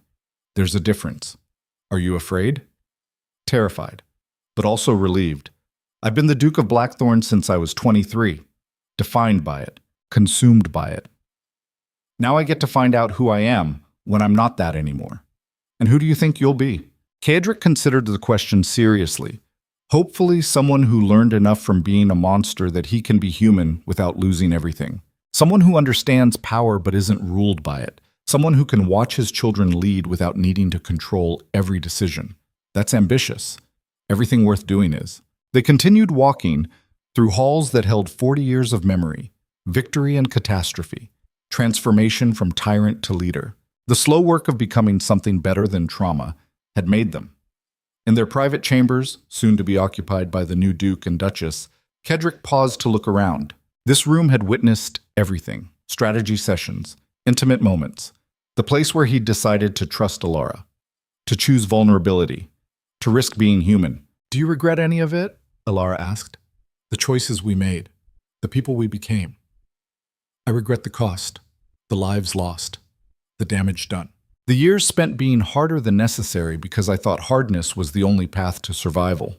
Caedric turned to face her. But I don't regret that those choices led here, to this moment, to having built something sustainable that will outlast us both. That's a complicated answer. It's an honest one. Regret and pride can coexist. The cost can be real while the outcome still matters. She moved closer, took his hand. We survived, against odds that should have destroyed us. And we built something worth surviving for. That's enough. Is it? Yes. Because the alternative was dying as the monster's trauma made us. And this, she gestured at the keep around them, at the empire beyond, is proof that we became something else. Caedric pulled her into an embrace, held her with the certainty of 40 years' partnership. 2 people who'd survived everything, who'd chosen each other despite every reason not to, who'd built an empire that would outlast them both. Thank you, he said quietly, for the gamble, for the trust, for not letting me die alone as the Iron Duke. Thank you for being worth the gamble. They stood together in chambers that had held so much history. Tomorrow they'd move to smaller quarters, begin the next phase of life that wasn't defined by ruling an empire. But tonight, they were still Duke and Duchess of Blackthorn, still the people who'd transformed a fortress into a legacy. Outside, the northern stars emerged as daylight faded, the same stars that had watched over the keep for 5 centuries. That would watch for 5 more. And inside, 2 people who'd learned the hardest lesson life could teach stood together in the darkness. That strength wasn't refusing to be broken. Strength was allowing yourself to be broken and choosing to rebuild as something better. That victory wasn't staying a monster forever. Victory was having the courage to become human when it actually mattered. The Iron Duke was dead, long dead, buried under decades of choosing differently. What remained was just Cedric Ravencroft, husband, father, grandfather, a man who'd spent 60 years learning that the truest power was knowing when to let it go. And as he stood with Alara watching stars emerge over the empire they'd built, he felt something he'd never felt during 25 years as the Iron Duke. Complete. Not because he'd won everything, but because he'd finally learned that winning wasn't the point. Living was the point. Being human was the point. Building something that mattered more than fear. The rest was just details. And in the silence of Blackthorn Keep, two survivors who'd become something better than their trauma held each other and watched the stars. Tomorrow would bring new challenges, new uncertainties, the unknown territory of life after power. But they'd face it the way they'd faced everything else. Together, honest, and finally, mercifully, human.